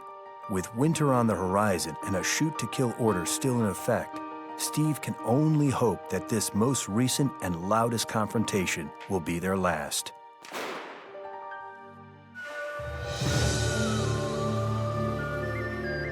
It's late fall, and the feeding season is almost over. The bears have put on enough weight to make it through the long winter hibernation. This is the end of the year. We just took this night. It's really cold out here, colder than it looks. And all the bears are scattering and going up on this cliff right here, and on this hill is just packed with bears. That's where their winter over. The first snow of the season is imminent, and the bears start to retreat to their dens. They're almost lethargic from the huge amount of food that they've consumed in such a short time. It's a part of the year that I always look forward to after all the work. I get just to spend hours and hours with them at close proximity. Hello. Hello. You are ready for winter. Some of the bears will spend the winter in town. Areas that were off limits during the summer, like under porches and in culverts, will become perfect dens once covered by snow. The bears will be safe from humans who don't even know they're there.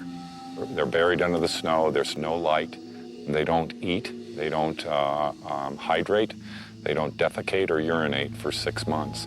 The bears live off the fat they've put on during their summer feeding frenzy. Their heart rates drop dramatically, but they're not completely asleep. they can still respond to danger, and mothers can take care of their cubs. As far as sleeping, they just do it out of boredom. And so the bears preen every day in the den, clean their privates, refluff their nest, if you will, and then spend a big portion of the day sound asleep. But they're just killing time, waiting for the spring to come so they can restart their cycle. Steve won't see the bears for several months, so he takes time to visit their dens to say goodnight. It's sleepy time, huh? You look great, dude. I'm sorry for bugging you all the time, but you've taught us a lot this year.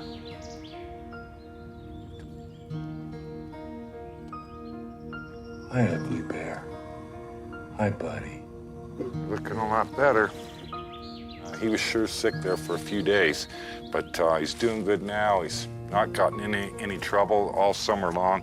So not the prettiest bear, but I've kind of come to like him. So he's got his winter digs right here, and if it doesn't flood, he'll be all set. All right, ugly bear, have a good winter.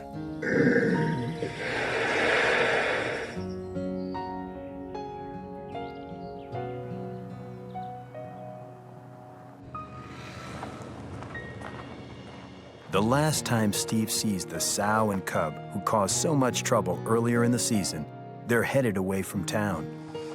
That's a good bear. That's a good bear.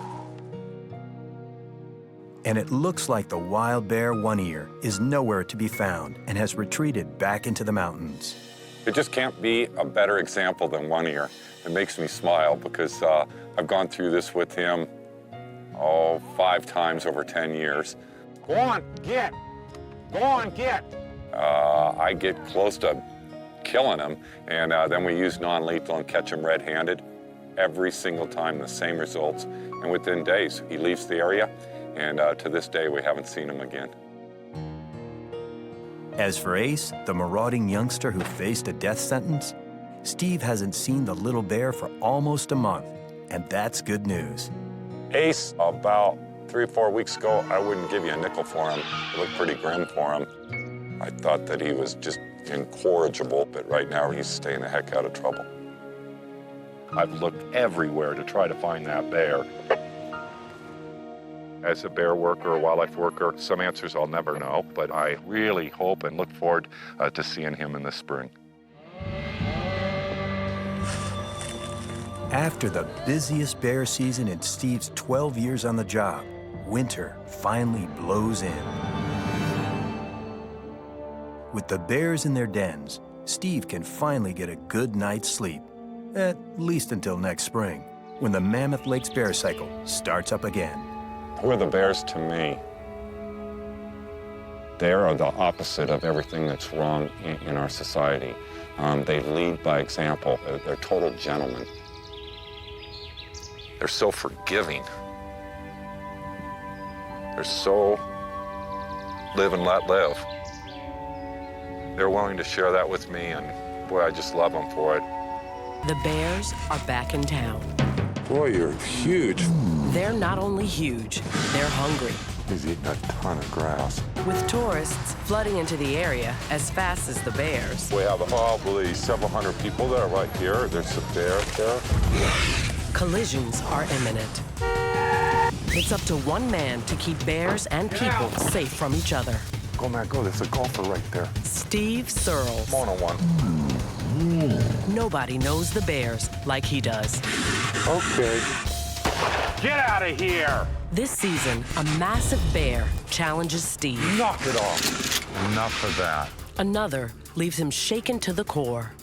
I got blood on my glasses. And for the first time, one wrong move puts Steve in a place he's never been. No!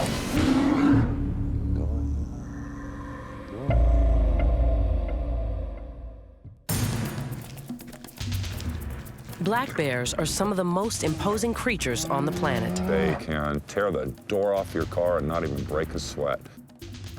A big male can weigh 600 pounds and still outrun the fastest man on Earth. He could sprint probably 25 to 30 miles per hour.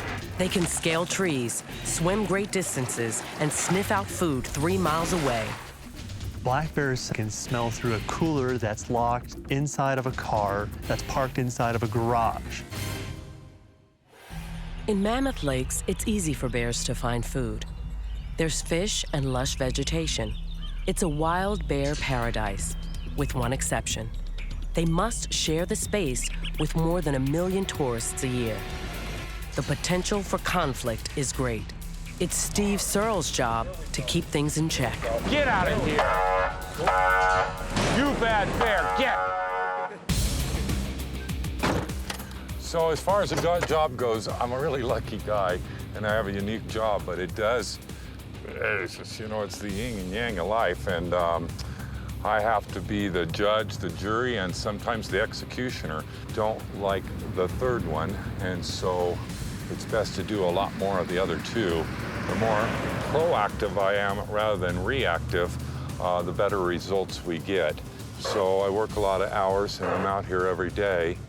Steve Searles came into the picture as a hunter originally who knew how to track, and when we began to have wildlife issues, the chief of police enlisted Steve's assistance to help control the wildlife.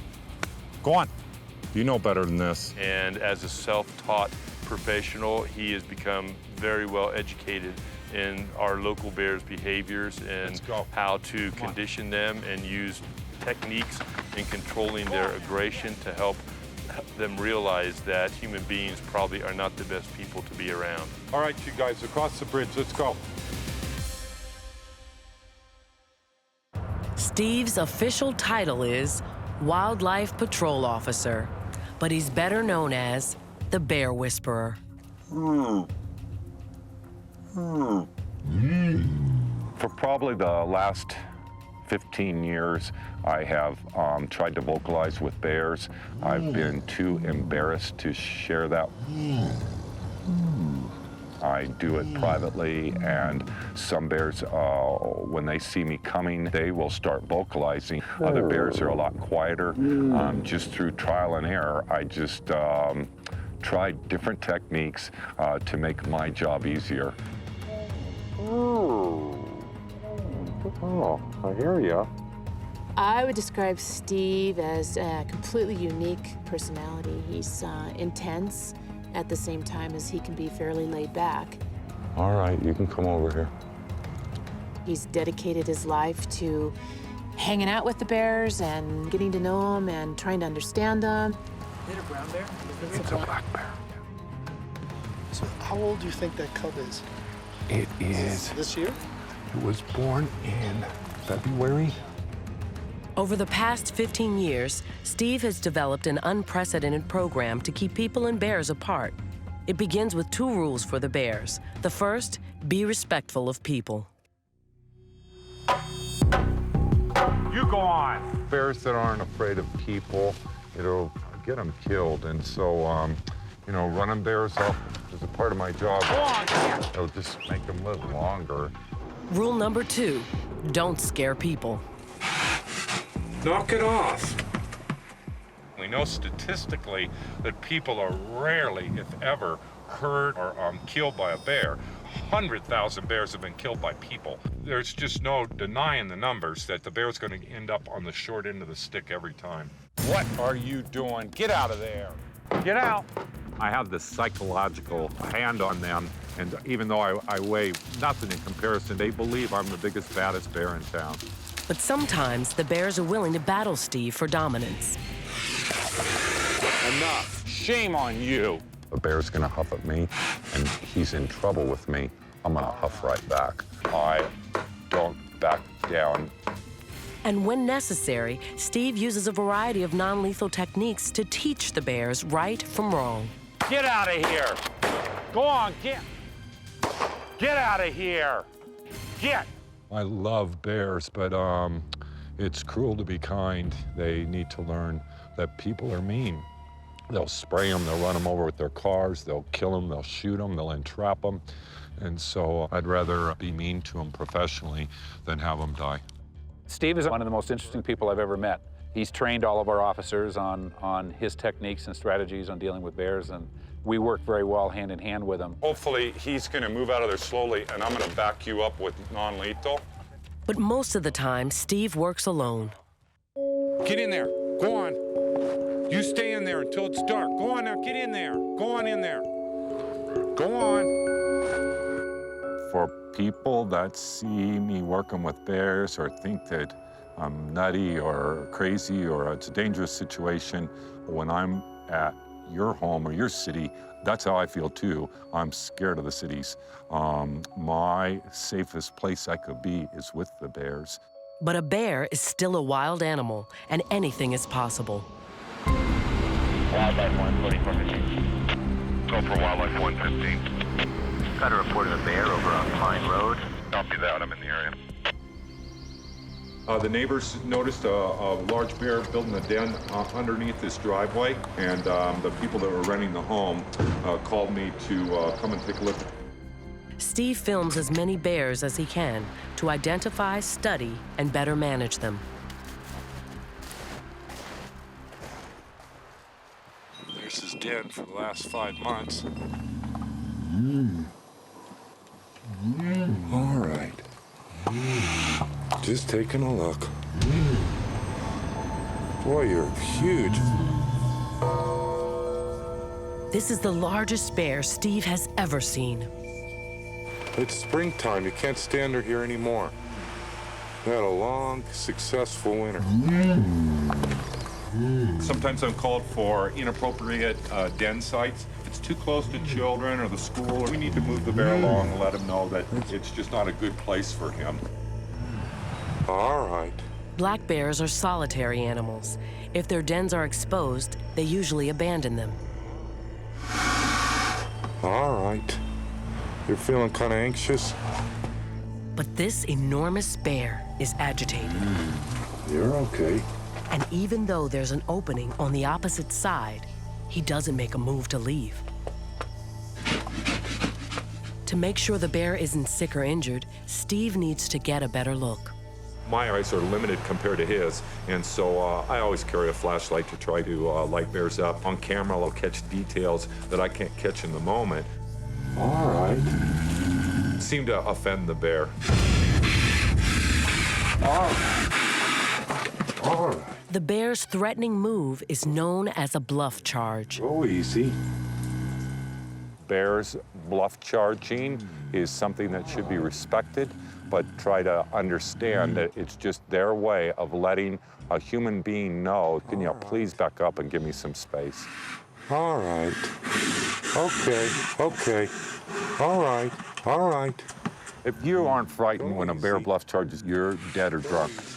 It's alarming to anybody. I might have a high tolerance for bears. It doesn't mean I'm stupid. Ooh. Ooh.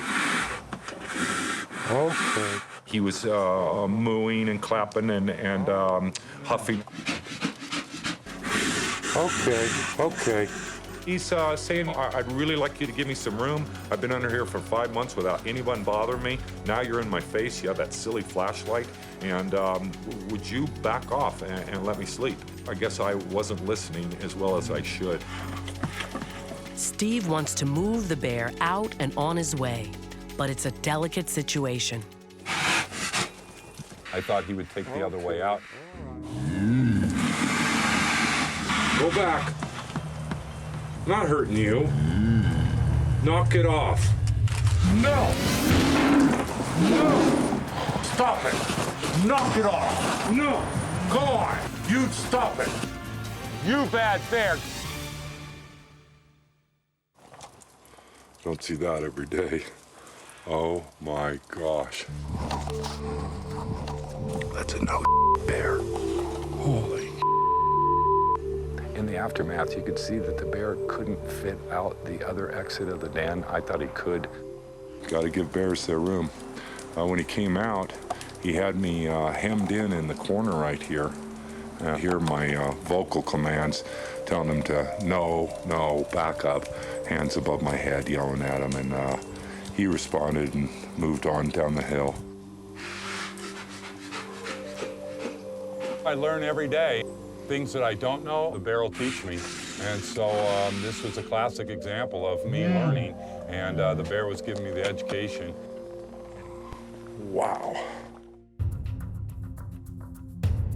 When Steve returns the next day, he finds Max back under the house.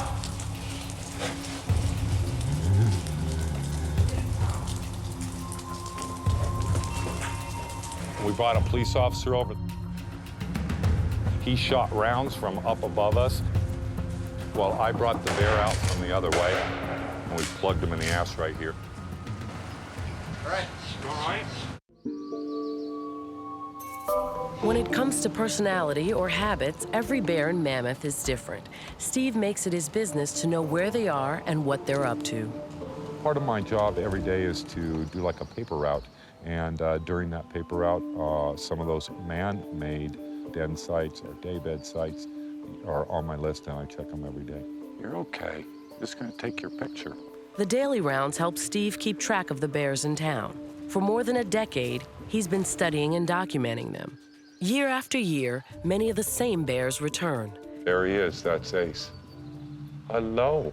Including Ace, a bear Steve spent lots of time teaching how to get along. This bear was going into homes and became an issue. He's doing great. He hasn't been responsible for a single 911 call all last year and all so far this year.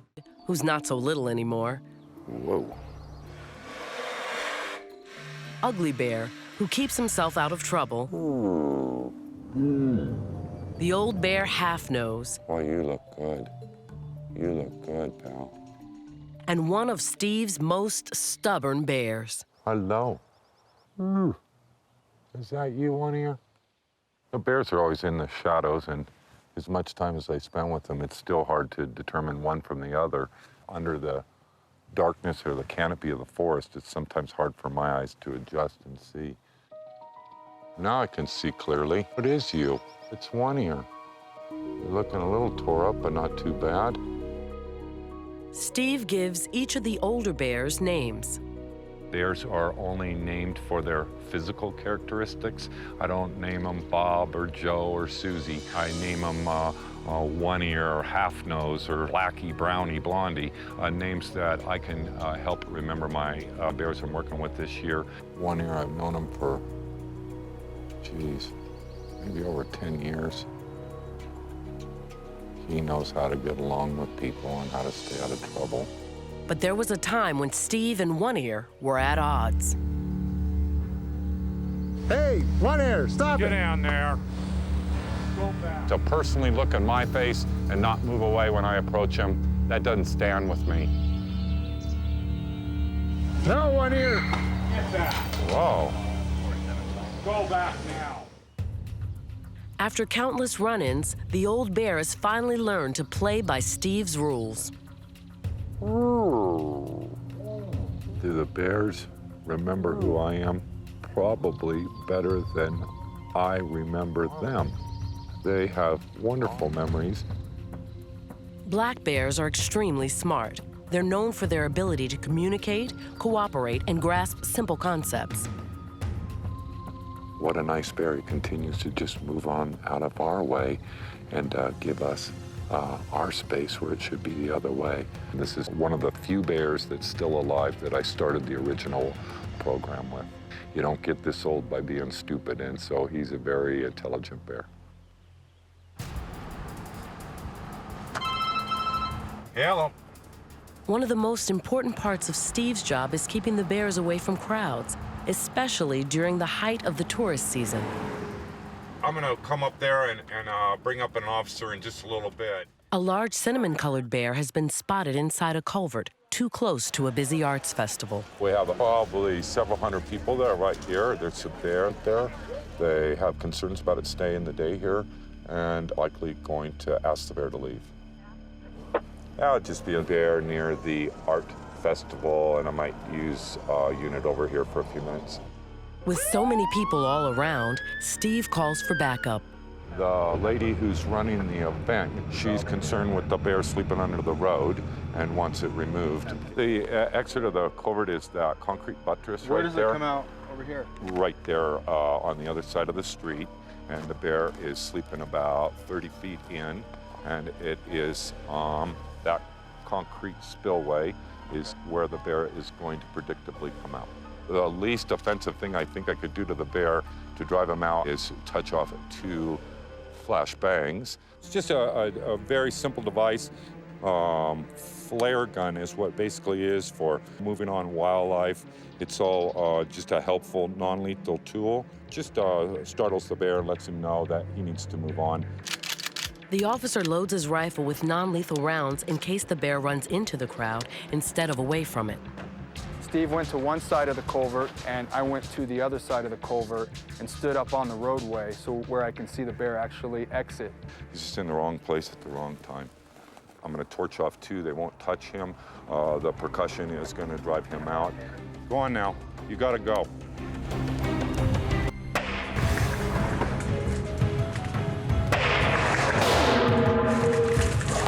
That bear! That bear!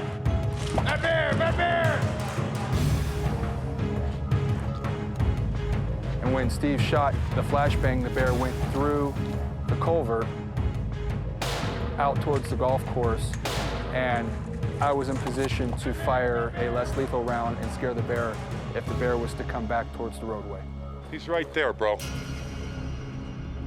Go on now, get in there. Get in there now. Go on, get in there. There he goes. There he goes. See, leave it to the professionals. Shut up. Good job, man. Thanks for your help, Dan. Yeah, no problem, anytime. Bear went the right direction, didn't bother the people, knew he had to leave, and we're on to the next call. Mammoth Lakes is tucked into the forest and surrounded by green belts. It gives the black bears plenty of room to den. Here in the forest under the canopy, the bears come to stage or put in bear beds. These are great examples of that. You could see that it's a rotted, deteriorated log, and during the heat of the day, this material stays cooler than the normal dirt or the duff. I'm about 6'4" barefoot and 180 pounds, and just to give you some kind of scale for the size of the bed, when I walk up on them, you know, they're oftentimes asleep or have their pads up in the air if they want to be cooling. They're crimped over and, you know, more in a huddled fetal position if they want to keep body heat. They are diggers by profession. They build them just about the size of their body. We can see 2 front pad prints where the bear was probably laying on his tummy. It was a little bit rocky for him or had too many pine cones in it, and so he didn't use it for long, but we can see where a bear was trying the bed out, kind of like the fairy tale. You know, there's flowers, water, trees, everything you need to be happy as a black bear. But they also like their privacy. They often seek out hidden spaces. Mono 1, Wallace 197. And sometimes they end up where they shouldn't. That's when Steve has to respond. We're in a really neat part of town. A lot of these homes aren't lived in. At this one, a bear has moved in beneath the hot tub. Hey, big guy. Hello. It's cold out, huh? It's nice and warm under there. He's sleeping under there today. But there's a problem. The bear's noises have frightened one of the grounds workers. You're okay. Hi, pal. Gonna be a 4-year-old, maybe a little bit older male. He's just kicking it. The first thing Steve wants to do is identify the bear. He has no chest markings, no breastplate. He has no torn ears, no scars. Not that big a bear, but not too small either. But he hasn't garnered a name, but what a lovely bear. I think that bears are like people. Some of them are more standoffish, some are more easygoing. It's a good trait to have as a bear. To be very docile and afraid of people, that's a good trait too. A bear is not a bear as a bear. They come in all different varieties of their attitudes towards people and humans. But this is still a wild animal, and the bear is not allowed to stay under the porch after scaring someone. Those are the rules. You gotta come out. You can't stay here anymore. You scared the jacuzzi guy. Come on. Go back in the woods. Let's go. Out. Okay. After failing to drive the bear out with noise, Steve resorts to pepper spray.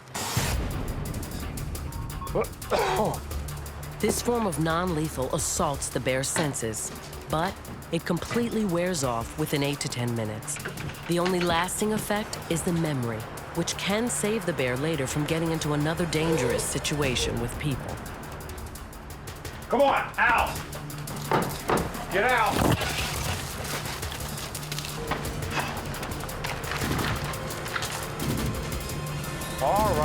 All right, that's the end of it. That's the end of it. You're all right. He's just showing submission by being in the tree. I don't have a single documented case of him doing anything wrong in town, and he was just sleeping in the wrong spot, that's all. And so what's done is done. I don't think he holds any hard feelings. I don't hold any hard feelings, and he'll go about his day and I'll go about mine.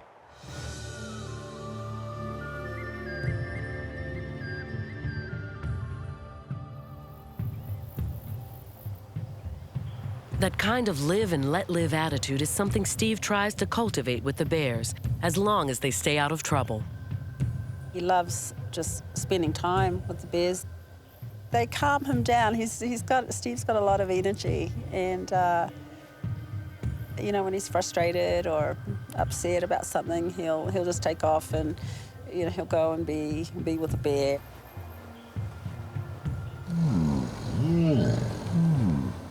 He's picked up a few traits. Mono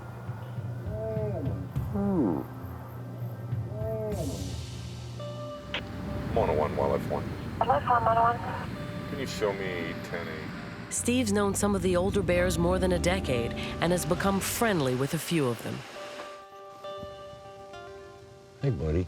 What are you doing over there? Hello, you sincere old bear. One of Steve's longtime favorites is named Half Nose. He has been scrapping all of his life, and so like many of the old bears, he carries several scars from that. Poor nose is bit right off. He was in a fight with a bear named Arthur, and Arthur bit the end of his nose off. And so he just has half of a nose, and thus the name Half Nose. What? Did I surprise you? Me and this bear go way, way back. I've been with this bear hundreds of hours, and so we've had good times and bad times together, but it just thrills me that we're here with this bear right now. All right, all right. A black bear can live into its 20s. A big part of Steve's job is to make sure the bears in town are okay. It looks like this old bear is not in good health. Steve uses a special camera to get a closer look. The eye is weeping pretty bad, but now that I can see his teeth, he's got no teeth left. I'm not gonna put this bear down, but that is a messed up deal right there. All right, I hear ya. I didn't know his teeth were that bad. They're just nubs. He has the both lower racks, but they're just like 1/4-inch nubs, and the front 2 canines, one is snapped off and black and infected. I could see why you're moaning, big guy. This guy would be, you know, comparable to a 90-year-old man. He's just about out of tools. Their teeth are very similar to humans, and their feet, depending on their feeding patterns and what they've been eating, their teeth can actually rot out, and that will limit their ability to obtain the nutrients and the resources that they need to continue their life. And they'll essentially die of starvation on their own accord. I hate to say it or predict any bad for him, but he's just about done. Okay. Okay. All right. I'm the luckiest guy in the world. I live in paradise. I work with amazing, amazing animals. But, you know, if you're gonna work with wild animals, they do die. And it just breaks my heart, puts a lump in my throat. Okay. All right. All right.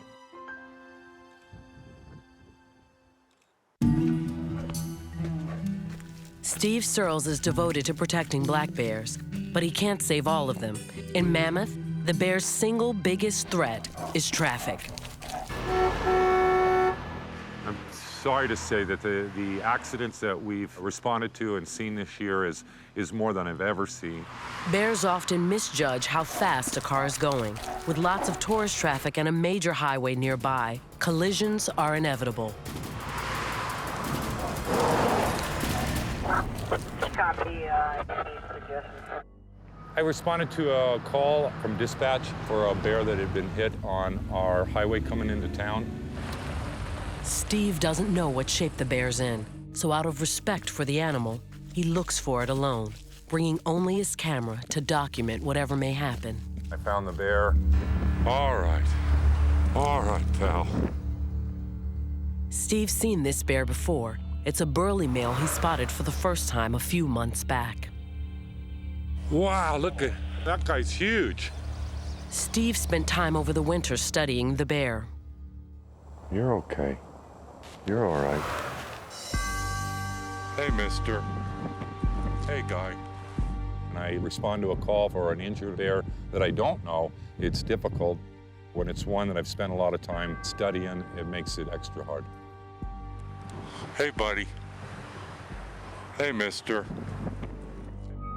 The bear started pulling himself up the tree because he couldn't push with his rear legs. He was clenching onto the branches with his teeth so that he could reposition his front paws and pull up that huge body weight.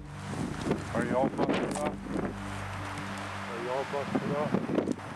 To see him pull himself up with his teeth, it broke my heart. Oh, buddy. Oh, mister.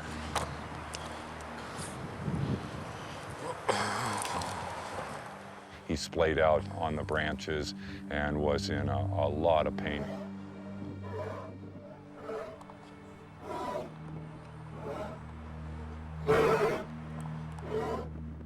Three of his legs were gripping into the branches, and the right rear was just hanging and dangling in the air. Steve has to make a difficult decision. The bear is in excruciating pain, and his injuries are substantial. It's part of my job to put the emotions aside and act responsibly for the best of the animal and do the right thing. I knew this bear had to go. I'm sorry. I'm sorry. I'm sorry. I'm sorry.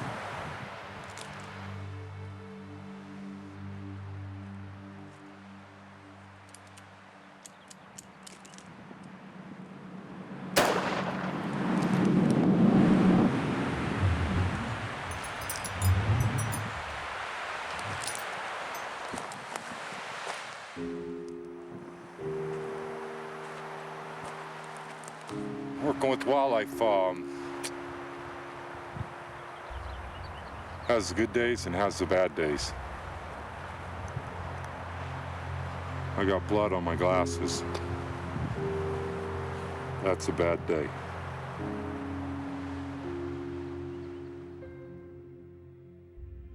I was really distraught that day and felt bad about putting my buddy down.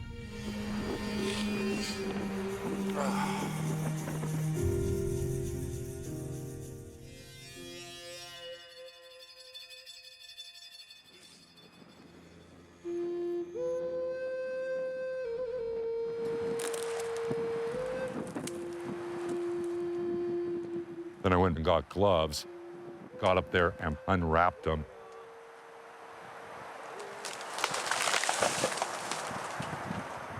I choose to put them back on the land. Putting a magnificent animal in the landfill, it just seems so disrespectful.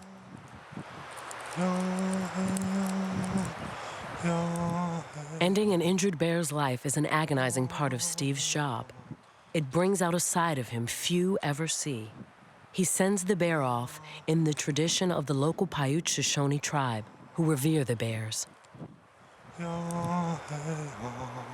The Native Americans taught me to use tools, whether it's the tobacco or the smudge or a prayer or a song. All that shows the respect I have for the bear and try to help them on a little bit.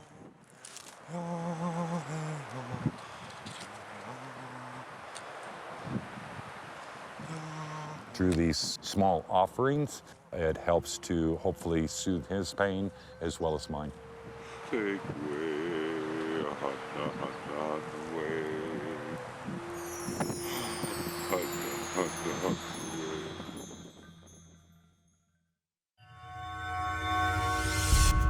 Not everyone considers a bear's death a tragedy.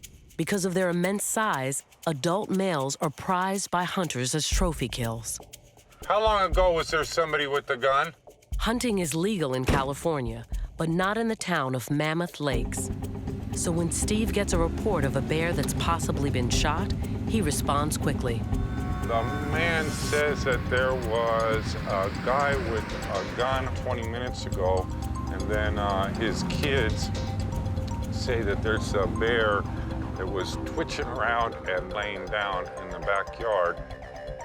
If there's anybody in the area with a gun, that will be a problem. So we're just gonna run up here about a block away, and we'll see if we can help out a little bit.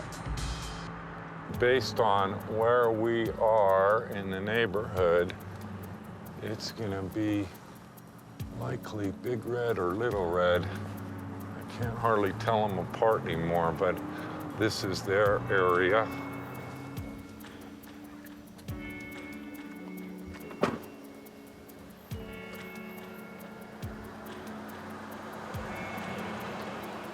Without making too much attention, hey! Good, how are you? Steve tries to find the bear without drawing a crowd.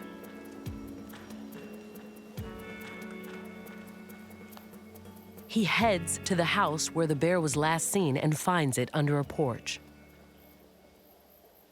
He doesn't seem to be struggling. I can see that the bear's obviously alive, and so that's a good thing. It turns out someone overreacted. The bear is just asleep.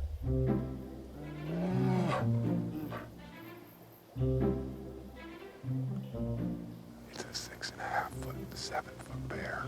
I can't see exactly who it is. He's got his head covered, but he doesn't seem to be any duress at all. And so we'll just keep observing him. He's a big bear and sleeping soundly.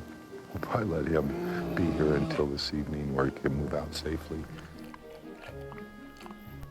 It's midday, there's a lot of dogs, kids, people around. You just can't have this bear, you know, walking around right now. It would be problematic to say the least.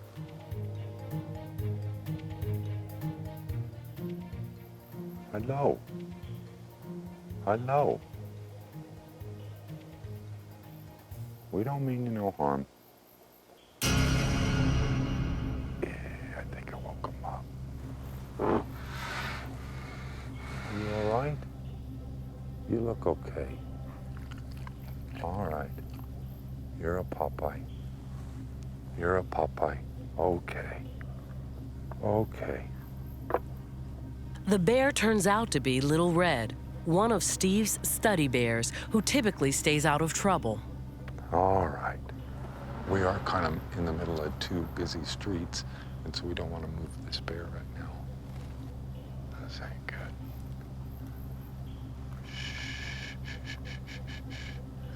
Don't scare that bear. I just don't want to start a rodeo or have people bothering him. To make sure Little Red doesn't end up in trouble, Steve keeps a close watch, but the bear doesn't like the attention.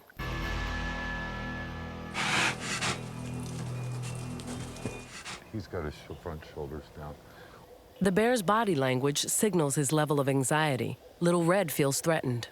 All right. Steve tries to calm the bear by talking to it.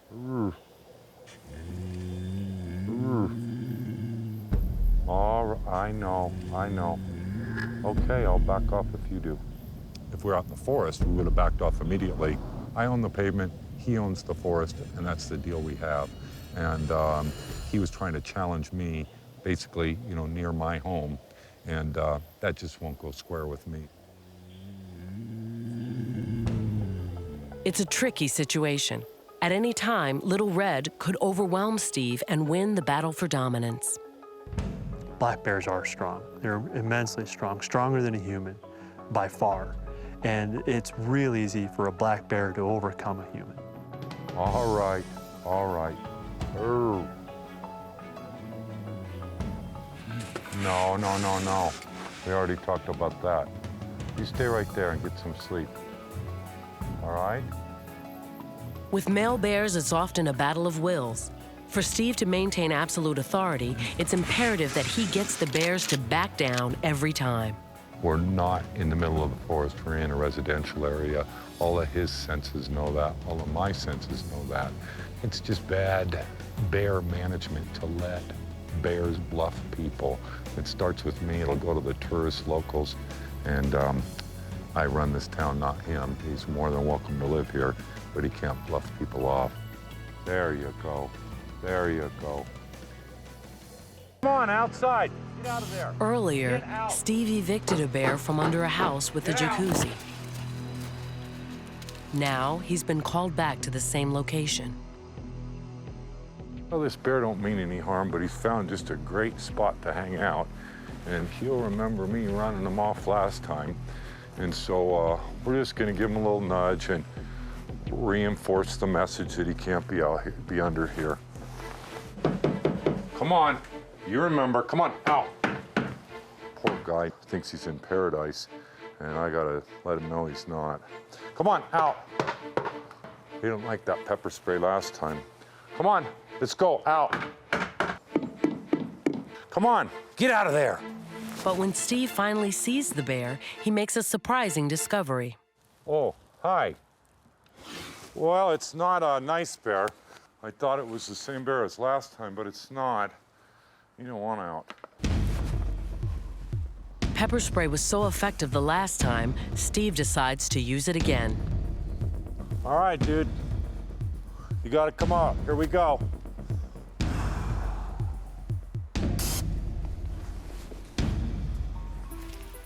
There he goes. Look at that big cinnamon. Wow. All right, all right. Yeah, it was the big cinnamon, and it wasn't nice bear. As much as I know about bears, I mistake them sometimes too. To make sure the large bear is staying out of trouble, Steve follows him into the forest. This place is mine and not his, and he just has to know that, and now he does. No harm, no foul. All right. Look at the steam coming out of him. He thought he could poach a spot here. I think he's kind of annoyed with me. The bear instinctively trees himself, but he's put on a lot of weight, which signals something else to Steve. The season is coming to an end. Look at his big tummy. Wow, you're bigger than a house, dude. He looks like a Wookiee or something. Look, he's too fat. Can you imagine the pressure on his toes right now? He's a 7-foot bear with a big old gut. And I would guess that he is over 400 pounds right now. He could probably do it a little bit faster, but he's really at weight right now. He'll probably hunker down up there until nightfall tonight. What a beauty. The bear is securely treed. Hopefully, he's learned the same lesson that Nice Bear did and won't be back. Nice Bear hasn't been under there in a month. And so that's a success, and now this bear knows it's off limits. We'll let him be as long as he stays in the forest and not under somebody's house. To keep the enormous animals at a safe distance from people, Steve often depends on his ability to think like the bears. When he hears of a sizable bear inside a culvert where it doesn't belong, he knows exactly how to handle it. There's a lot of kids that come home from school and they tease the bear that's in there, and so I just don't want him there. And so I'm gonna go take care of this real quick. There's a green belt that's adjacent to the property, and make it super easy to have the bear go off into the forest. This is one of the larger culverts. They're just storm drains, really. This one's so tall that he can stand up in there and, you know, get out really quickly and get in quickly. It's not the first time Steve has had to forcibly eject a bear from this culvert. We have a bear living in the pipe. It's been living in there for a couple weeks now, and the kids check the culvert every time they come home from school, try to hear the bear growl or aggravate the bear in any way that they can. I'm gonna go ahead and deploy a flashbang device.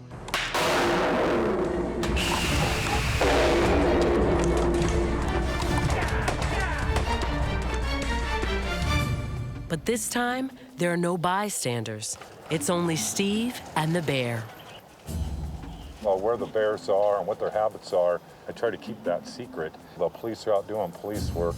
I get to move that bear along, and so the more that I can keep the bear's privacy and my privacy, just the better it is. I'm going to launch just a green meanie. That's what I used last time. When deployed, the non-lethal green meanie flies erratically and makes a loud whistling noise that will scare the bear but not hurt it.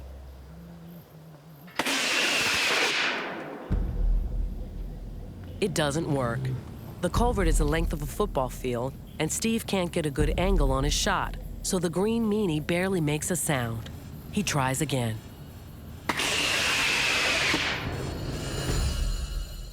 The full effect of the noise is lost inside the long, cavernous culvert. But still, the bear knows something is not right, and instead of leaving, he feels safer hidden inside. But it's getting late, and the kids will be home from school shortly, so this bear has to move now. Come on, out. Come on. Working with the aluminum bat is just kind of my calling card. The bears are used to it. I've done it for probably 15 years, and so I've always used that same bat. And I think the bears have, you know, become accustomed to it. When they hear that bat banging, they know it's time to go. Finally, it works. Get out. Out. Go in the woods. Go on. Get out of here. Get out of there. Go on. You bad bear. Go on. But when Steve looks inside the tube, he makes a shocking discovery. A second bear. Oh, hi. You gotta come out.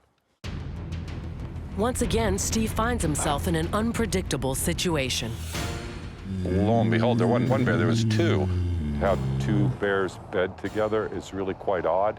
He deploys a cherry bomb. The non-lethal explosion should be enough to persuade the second bear to seek safer ground.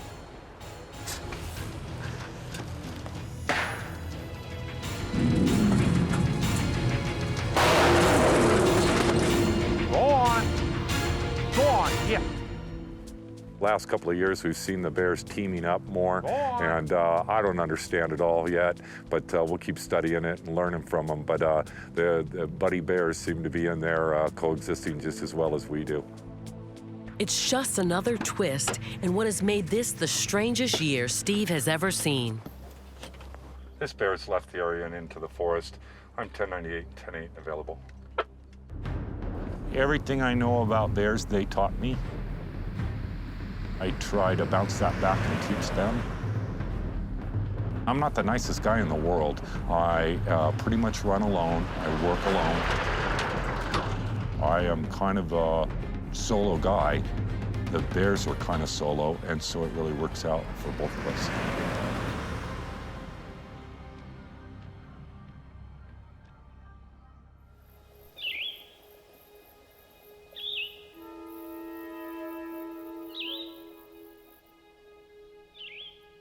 As the season comes to a close, Steve spends some much-needed quiet time with his bears.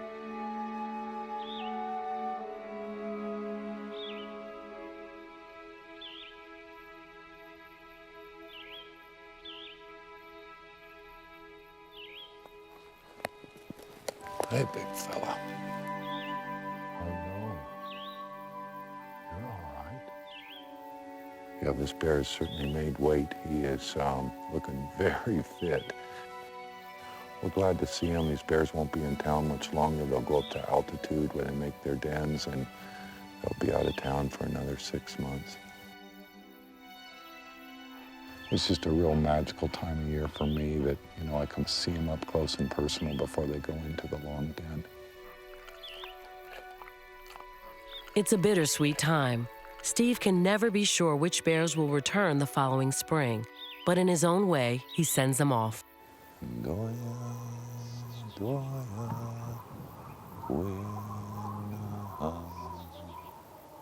would I love to share with everybody what it's like to sit this close with a bear. Yeah, I don't know how to put it into words, but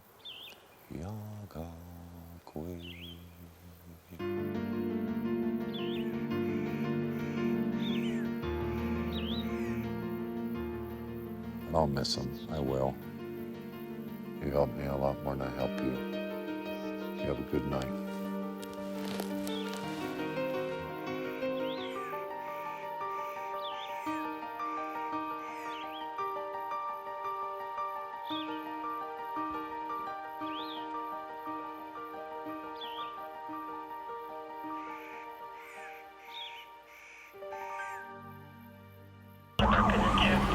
In Mammoth Lakes, California, He came right to our window. one bear turns everything upside down. The bear comes up, breaks in windows, breaks in doors. Only the man they call the Bear Whisperer knows just how far this bear will go. That just gave me shivers up my spine, that she could be alive and wreak havoc like she did a year ago. Are you all right, ma'am? It's like a crazed animal at this point. What it did to our community, what it did to me, it was all just shattering. And in the town that loves its bears, It's all right, good girl. no one thought it would come to this. There she is. Got a good shot at it, right?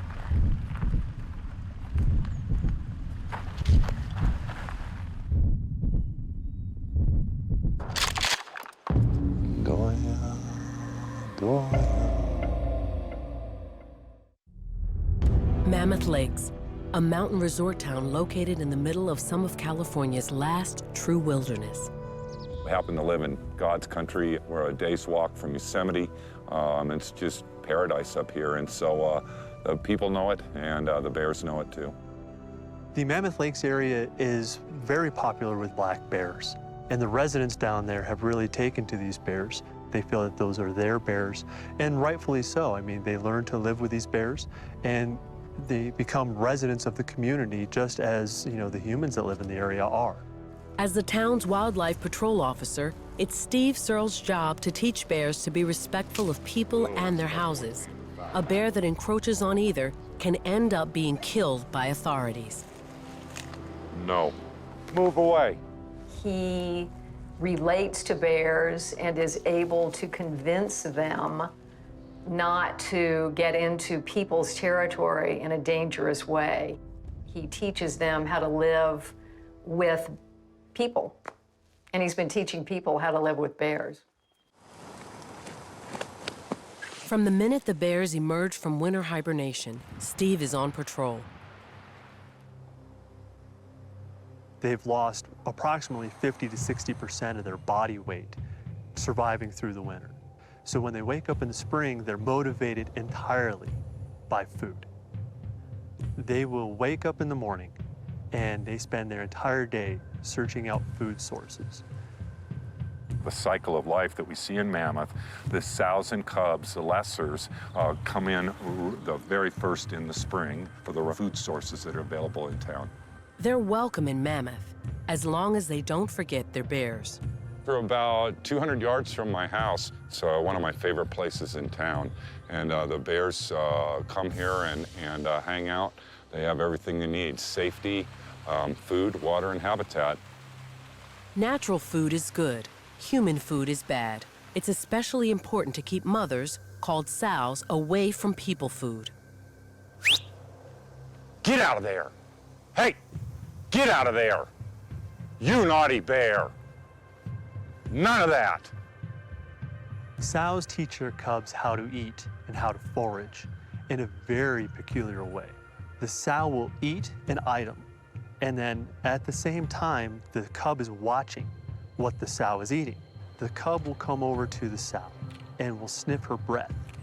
And since they have such an immense sense of smell, that registers in their brain in the memory banks that whatever mom just ate must be good food. And they'll recall on that memory at a later date and time to identify whether something's food or not. If a cub's memory banks register people food as good, it won't know how to find natural food and won't know how to teach its own cubs down the line. The longer we work with them and keep them alive, the smarter they get and the more learned they are about the ways of man. Stay out of traffic, stay out of cabins, stay out of garages, stay out of cars. But each year, there are some bears who just don't get it. Every morning, Steve checks on the bears in town to make sure they're okay. Today, he is one step behind a young sow and her cub. Hello. Hi, good girl. Knowing the topography and geography of the area and where the roads lie, I could see that the bears were going to cross Lake Mary Road, and so I went up there and waited for them so that they could maybe cross a little bit safer. Cars do get going pretty fast right there.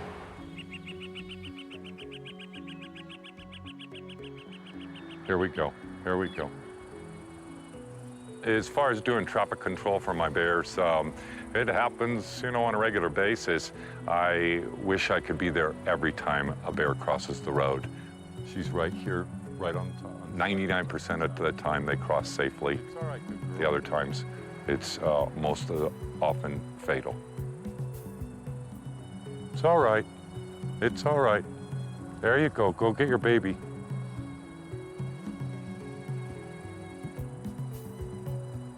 There you go. There you go. Pick her up. Let's go. Come on. But the sow doesn't bring the cub back with her. Something's caught her attention. Where are you going? She was absolutely going somewhere. She wasn't fooling around. You could really see she had her nose up in the air and was, you know, on a mission. 20 minutes later.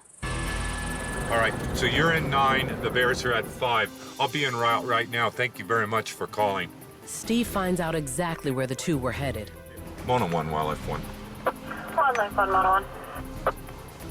Can you show me code 4, 10-6, Lower Falls Tract? Code 4, 10-6, Lower Falls Tract. The sow and cub were just trying to break into a cabin, and so we're going to respond up here and see if it's so that she's trying to bust in would be a bad thing. Hi. Good, how are you, sir? And you saw the bears? Oh yeah, it was a mama and a very young cub. These old cabins up here, you know, close to 100 years old, they were built as fishing homes. They're all single pane windows. They're easy to break into. It's kind of a target-rich environment. Hello? Did I see by the sow's body posturing and her nose in the air that she was on her way to commit a misdemeanor? Did I know she was going to break up a door jamb today? No, I'm not that good. For now, there's not much Steve can do. The bears have left the area. I need to catch them red-handed, and anything 5 minutes or longer after the act, I'll just pass on it. The bear won't have a clue what's going on, and I don't roll that way. Steve will work with a bear for any number of reasons. Get out of there! He uses non-lethal techniques to keep them away from crowds. You bad bear! To move them out of dangerous areas. And to let them know where they can and cannot search for food. Get out of there! You bad bear! I have dozens of tools at my disposal, everything from doing nothing and observing through pepper spray, pyrotechnics, flashbang devices, audio devices, things that smell, things that whistle, impact devices, rubber bullets. Every situation's different, and my job is to do the very best thing I can for the people and the bears. Wildlife 1, 4425. Copy that, thank you. Less than 24 hours after the sow and cub's attempted break-in, there's another bear report. This time, The bear got in. I have no tolerance for busting up homes. It really pisses me off when bears do this. Did you folks just get here? We just got here. I saw glass. I looked at the window, it was broken. I'm like, that's odd. I thought we were robbed. The kitchen is completely trashed. Food everywhere. The refrigerator open, banged up. Soda cans, things I didn't even know what they were, ripped open, tons of bite marks. I can see the slobber from the bear, and so you can pretty much estimate, just from my height, the height of the bear on this single pane window. It's a front paw print and a rear paw print. It's going to be an adult bear with this set right here. And if you look, the bear came in and out more than once. And unfortunately, I'm guessing that's a cub print right there. 97, A-frame liquor. A bear bringing her cub into this house. It's just terrible. The bear was in here more than once. Stealing is a bad thing. Mothers teach their bears, and teaching them how to break into homes will just lead to them getting killed. So you think they smelled and not saw? They smelled something? Their sense of smell is miles and miles, not just hundreds of yards. And they know whether there's pizza in the fridge or whatever. They're very, very strong power smell. Your nose is just to hold your glasses on. It doesn't even work in comparison to a bear. Wow. So should I be worried about the bacon in my car right now? The bacon's got to come out of the car right now. Yeah, Bear break-ins in Mammoth are rare. But last year, a bear named Blondie changed everything. Blondie was responsible for 51 different entries of homes in about a half a square mile. It was expensive homes, lower-end homes, cabins, never a tent, never a trash can. She knew to walk right to the refrigerator, open the refrigerator and the freezer, and help herself. Blondie caused so much property damage, she became headline news. Authorities had no choice. They issued a shoot-to-kill permit. I never, ever saw that bear for the entire rest of the year, and it was just an incredible thing that the bear just disappeared off the map, never seen again. Mono 1, Wallace 197. Now it looks like another bear with a cub is picking up where Blondie left off. Same patterns, same locations. Woman's home alone. 10-4, a copy. A half mile from the last break-in, the sow and cub are trying to get into another home. This time, the house is occupied.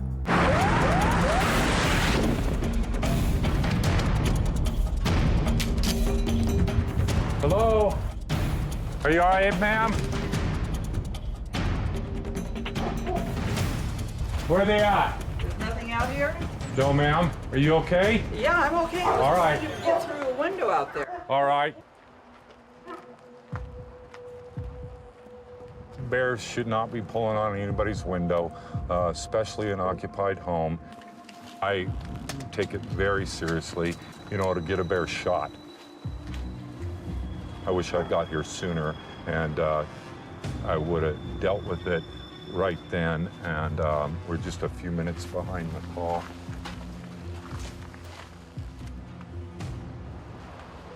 It was on the ground, and it was facing you, and it was biting on your window.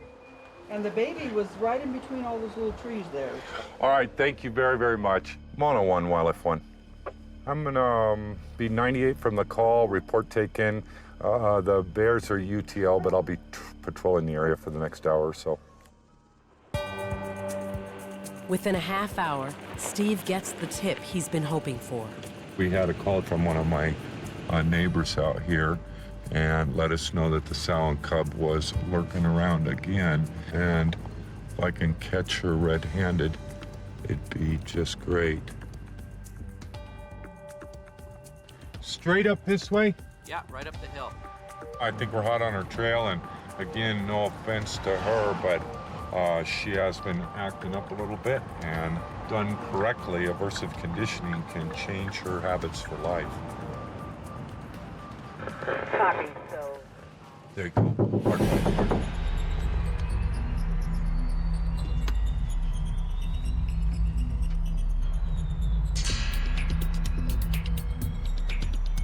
Steve stays a short distance away from the bears, hoping to catch them attempting another break-in. But then,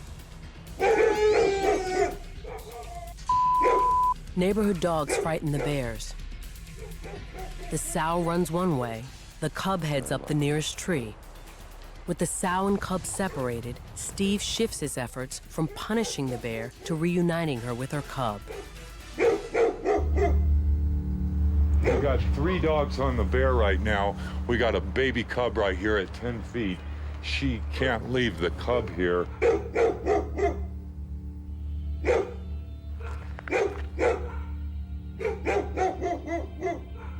guys could keep your dogs with you? Yes. Yeah, Totally. cub is just right behind us, a little Okay. 8-pounder. Yeah. We have to hook them back up. She can hear you. She's on her way.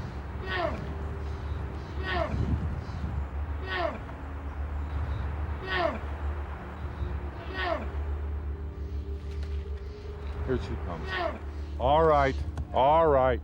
Hurry up. It's all right. Come get that cub.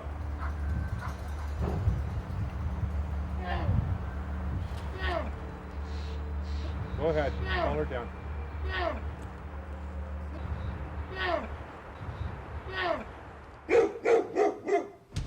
You're all right. Go home. Go on now. Go home. Go home. Go home. Let's go. Good dogs. Go home. Go on. Go on. Get. We almost had it down and reunite these guys. Those dogs just got loose again, which kind of irks me. But good dogs just, you know, charging after the bear, and that's what dogs do.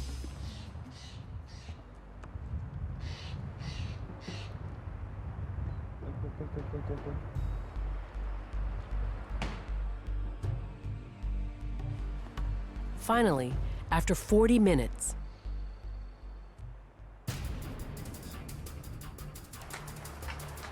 Here she comes. Mother of the South down.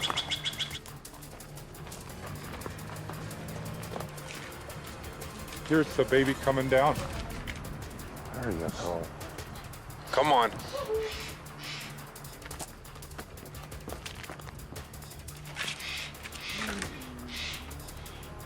You're all right. You're okay. You're all right.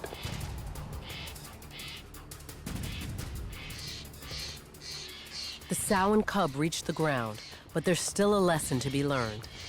She was walking away at a slow speed instead of running away. Bears need to learn to be afraid of people. That's my job sometimes, is to professionally be mean to bears. Get out of here! Go on, get! Steve shoots at the sow, not the cub. Go on! Get out of here! Go on! I lit her up and gave her a rubber ball on the ass. 101, Wildlife 1.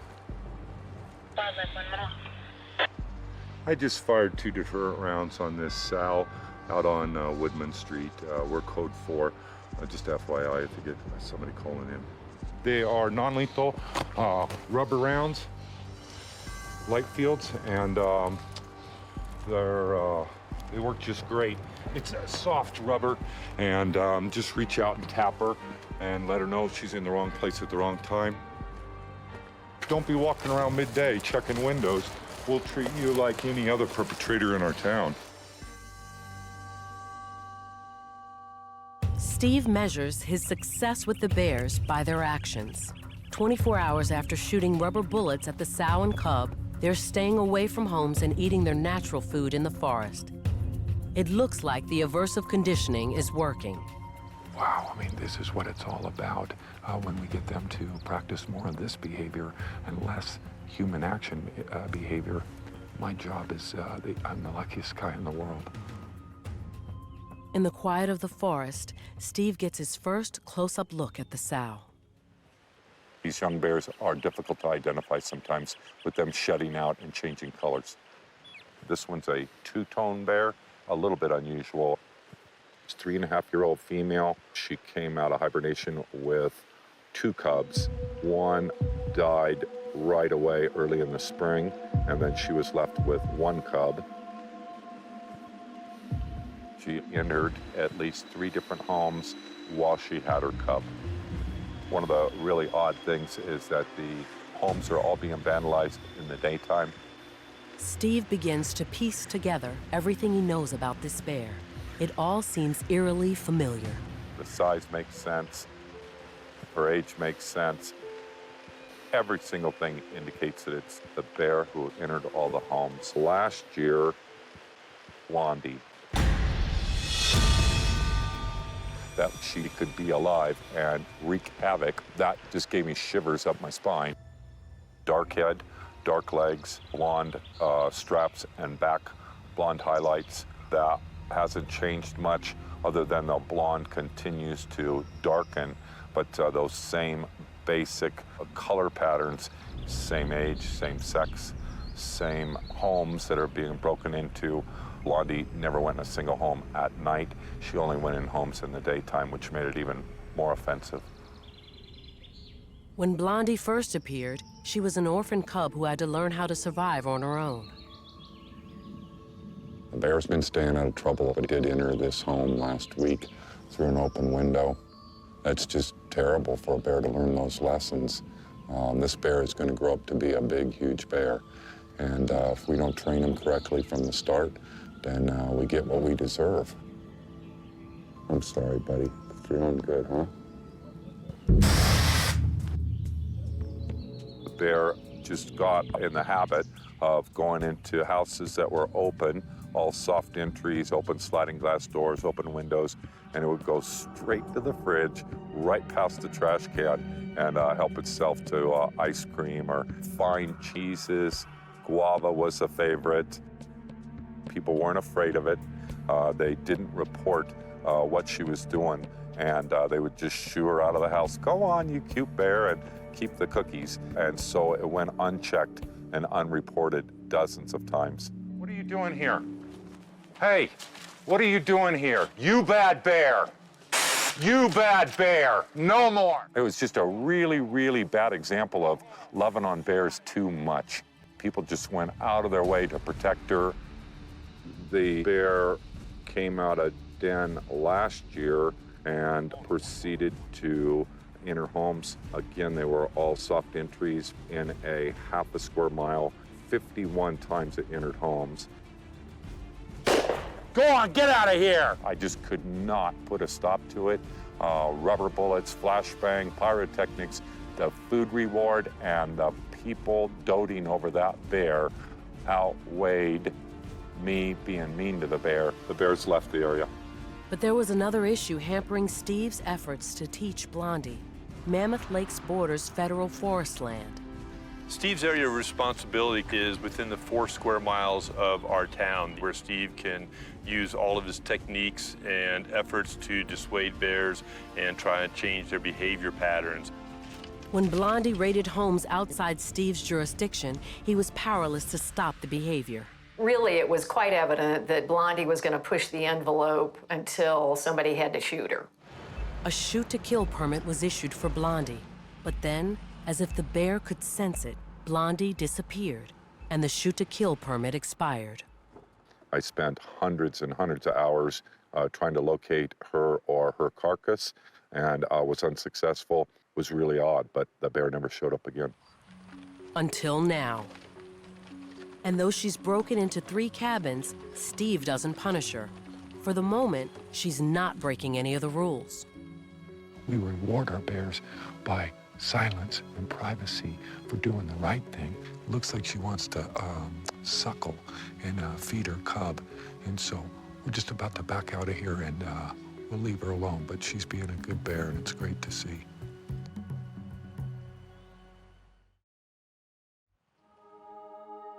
For 3 days, there are no reports of Blondie and her cub.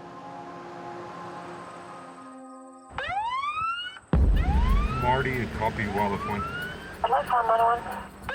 I was on patrol and the car in front of me came to an abrupt stop, so I stopped to see what the problem was. You could tell he was rattled. I walked up to the car. He wouldn't even roll the window down at first. Then he cracked it and told me that a car coming the opposite way up towards Lake Mary had just missed the mom bear and hit a cub right in front of him.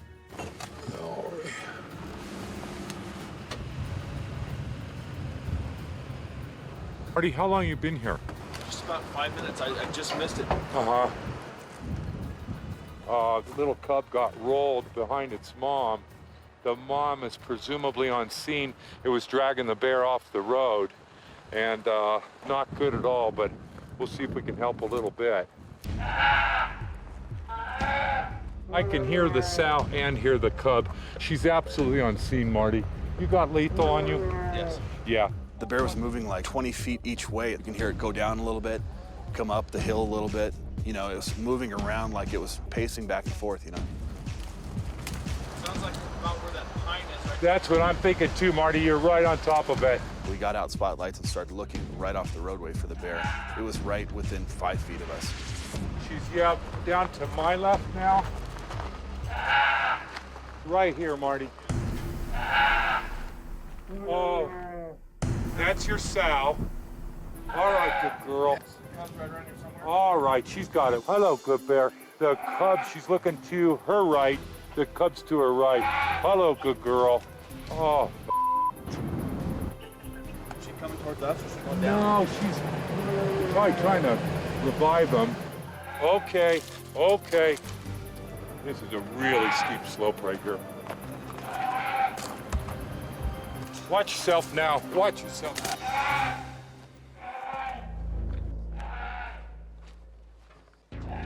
Okay. Me.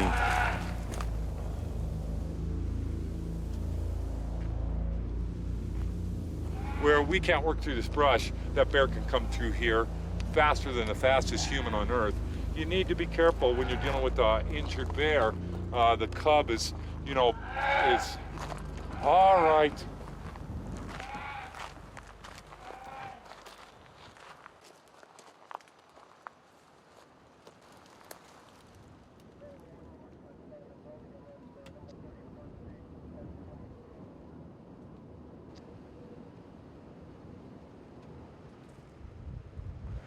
Uh-oh. Oh. Oh. I don't hear the cub. I'm guessing it's 11:44. Oh. Oh, boy. Son of a bitch. The cub died while we were there, and we could hear its vocalization stop.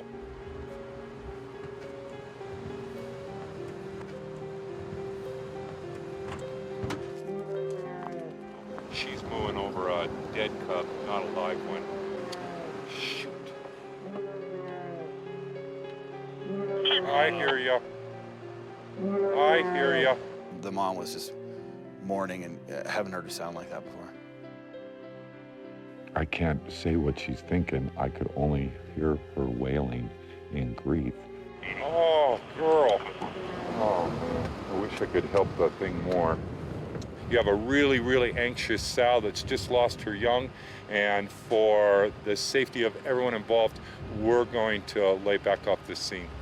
How friggin' sad. Thanks, Steve.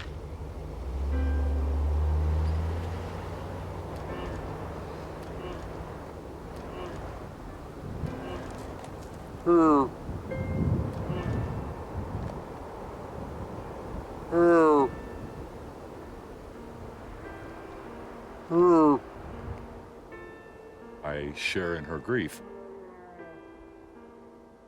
I've seen it go on for, you know,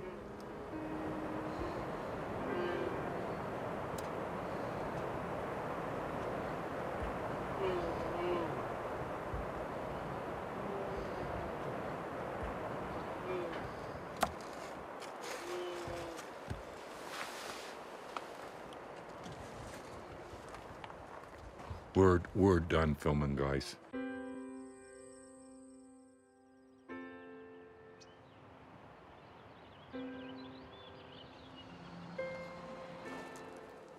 I didn't sleep at all, and the thoughts that went through my mind and the images, I replayed it a few times last night. personal experience of people losing their children, it will ruin the rest of your life. All of this has been trampled down, and obviously the bear went through here. 51% of all black bears die before they're 18 months old. It is something that bears have to deal with all the time. I don't see any blood or hair or the body of the young bear, and kind of happy for that. She must have dealt with it in her own way, and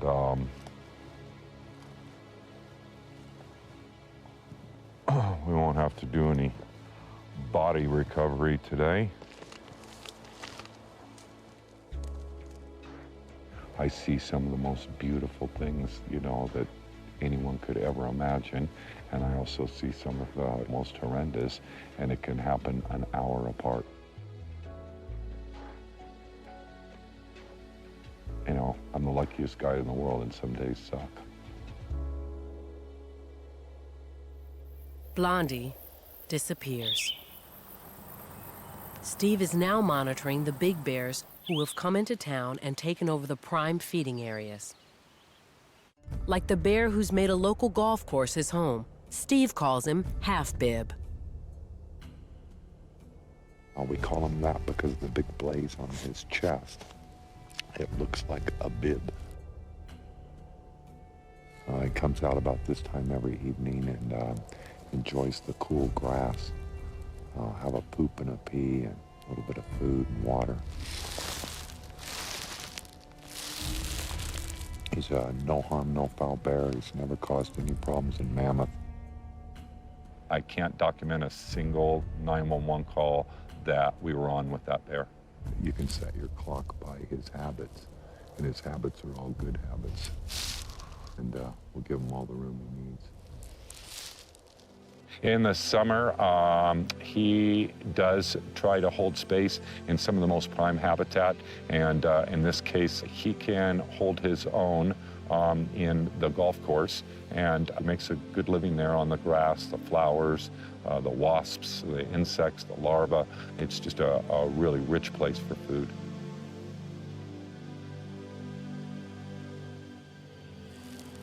He's not so nervous around people, but other bears, and so his nose is constantly working, making sure that there's not other male dominant bears in the area. Tonight there's not, and so he's got the place to himself.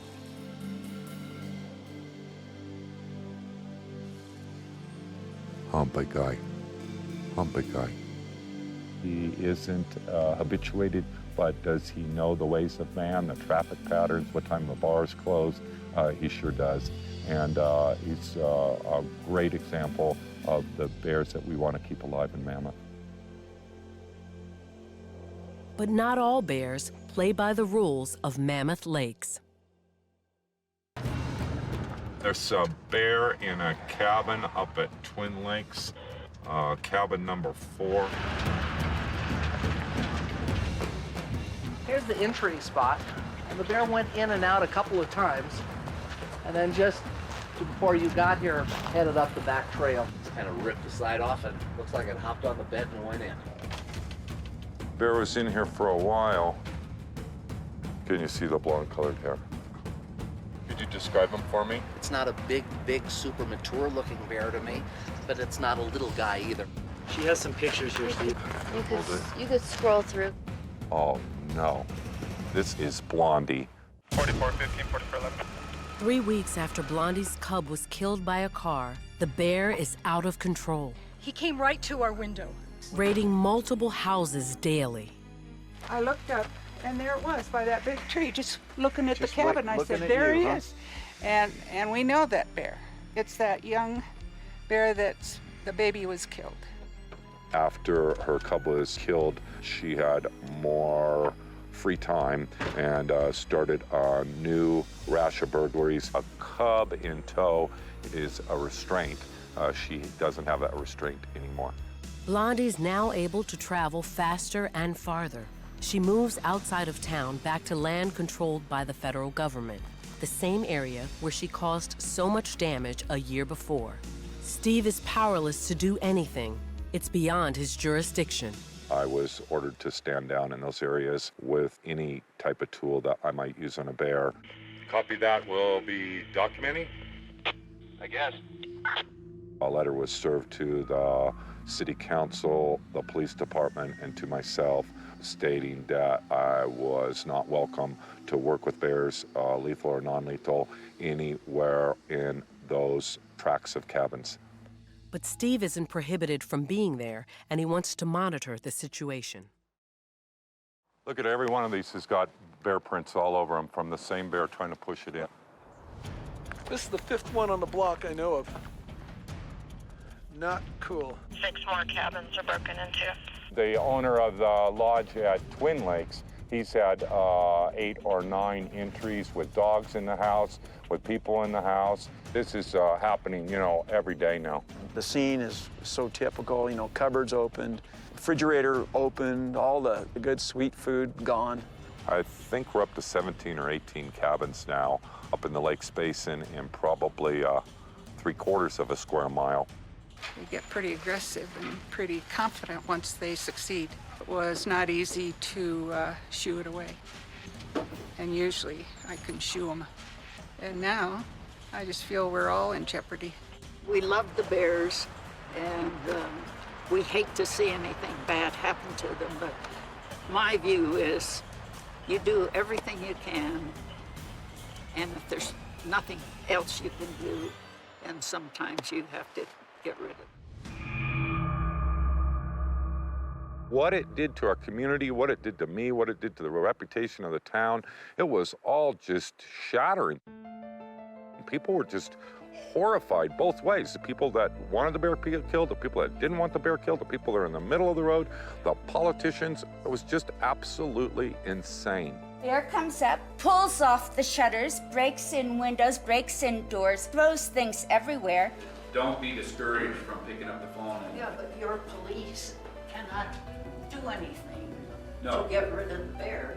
If the bear breaks into that cabin and I'm in there and I shoot that bear, what happens? Do I have that right to actually use a firearm in my home? It's probably too late to save her now, and something needs to be worked out because we're here leaving our cabins up there vulnerable to that bear still. We have done everything that we know, and still right now we have a road bear. Could the bear bowl somebody over, escaping from a residence? That part was very, very possible. As hard as it is, I needed to admit defeat with that bear.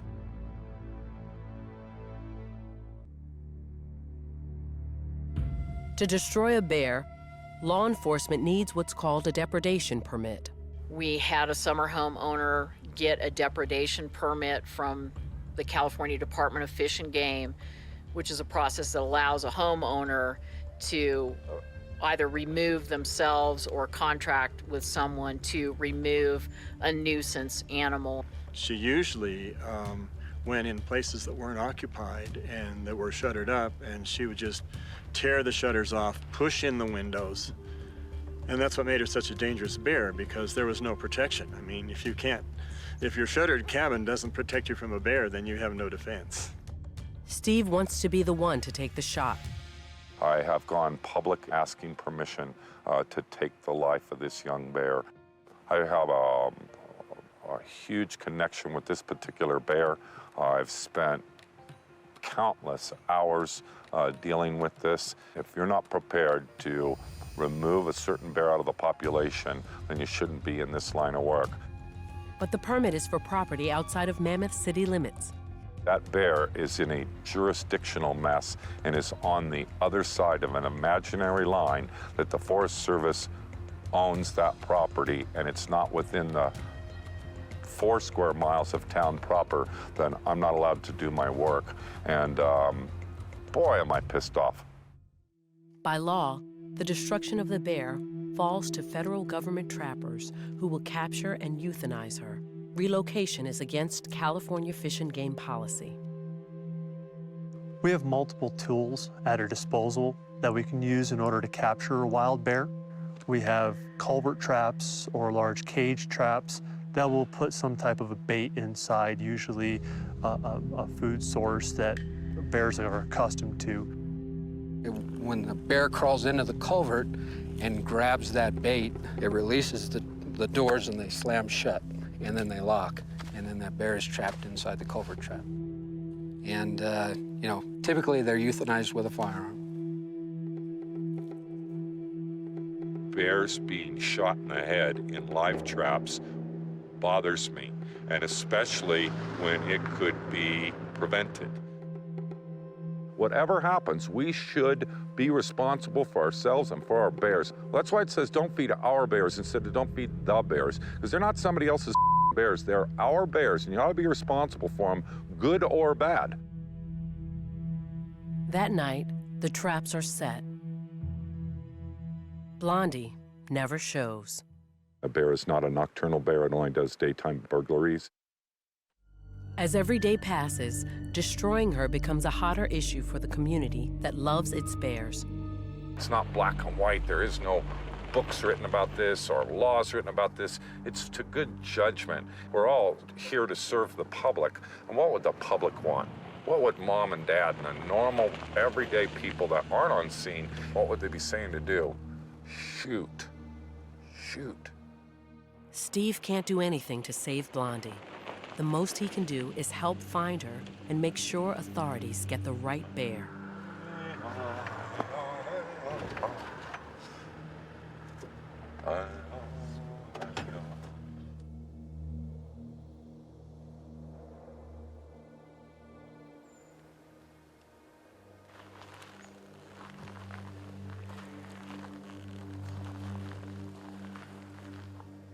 When I pulled in there, I could see that one of the cabins that was broken into last week, that the windows had been repaired. All the shutters had been torn off, the screens had torn off, the window was covered with her prints. David 1, Wildlife 1. Wildlife 1, 4410. Yeah, it's breaking into another cabin now.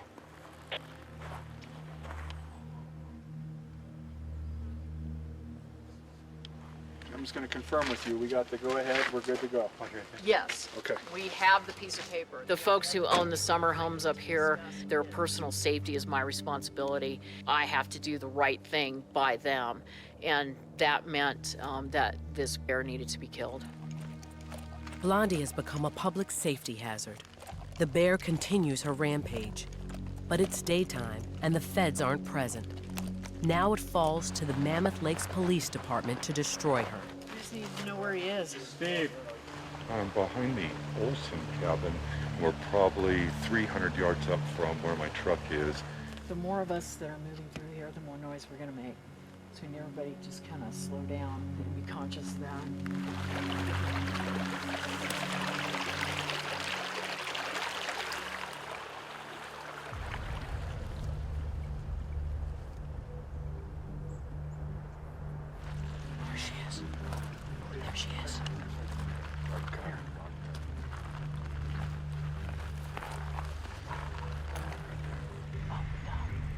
You got a good shot at it, right?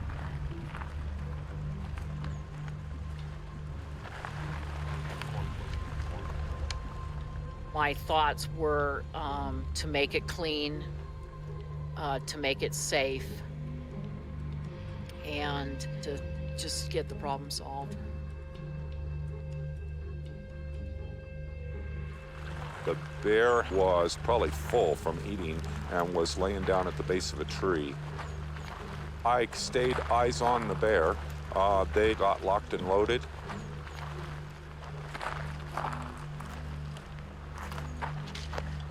We're okay. Take your time.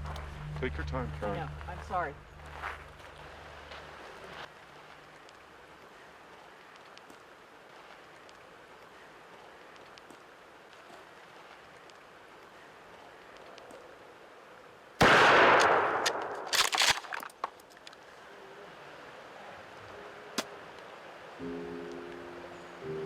Second shot, yes? Yeah. Go.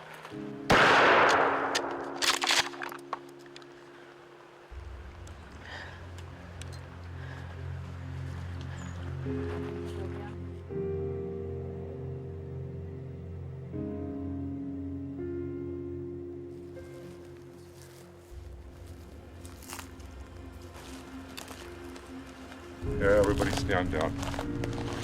Okay, I need to talk to you. Sure.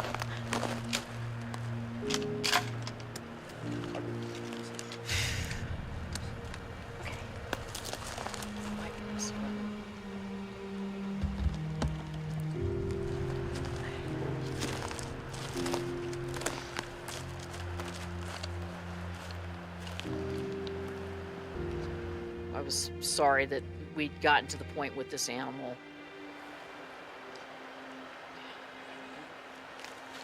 It's just, we have such a unique environment up here. We certainly, as human beings, have a responsibility in that, and that we allowed the animals to get to the point where they started to look for human food instead of their own.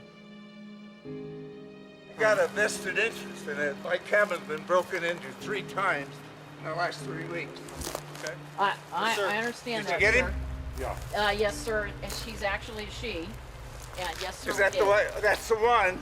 We're really happy that the authorities came here and took care of this guy. It's too bad, but it's tough. You know, they can be smart about those. Yeah.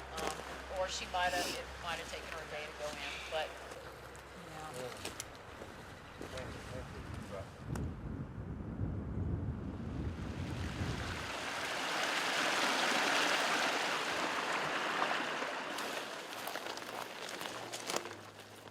California Department of Fish and Game wildlife biologists will take the carcass. They're responsible for disposing of the body. For the time being, I've taken possession of the bear. Maybe collect our thoughts before we turn the bear over to be put in the landfill.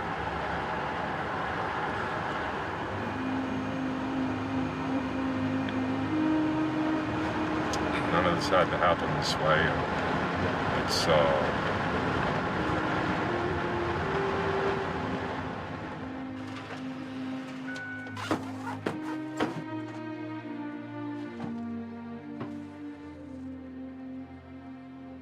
I'm not a religious man, but I think I'm a spiritual man, and the Native Americans taught me to follow their lead and make an offering to this guy, help this guy along a little bit best we can.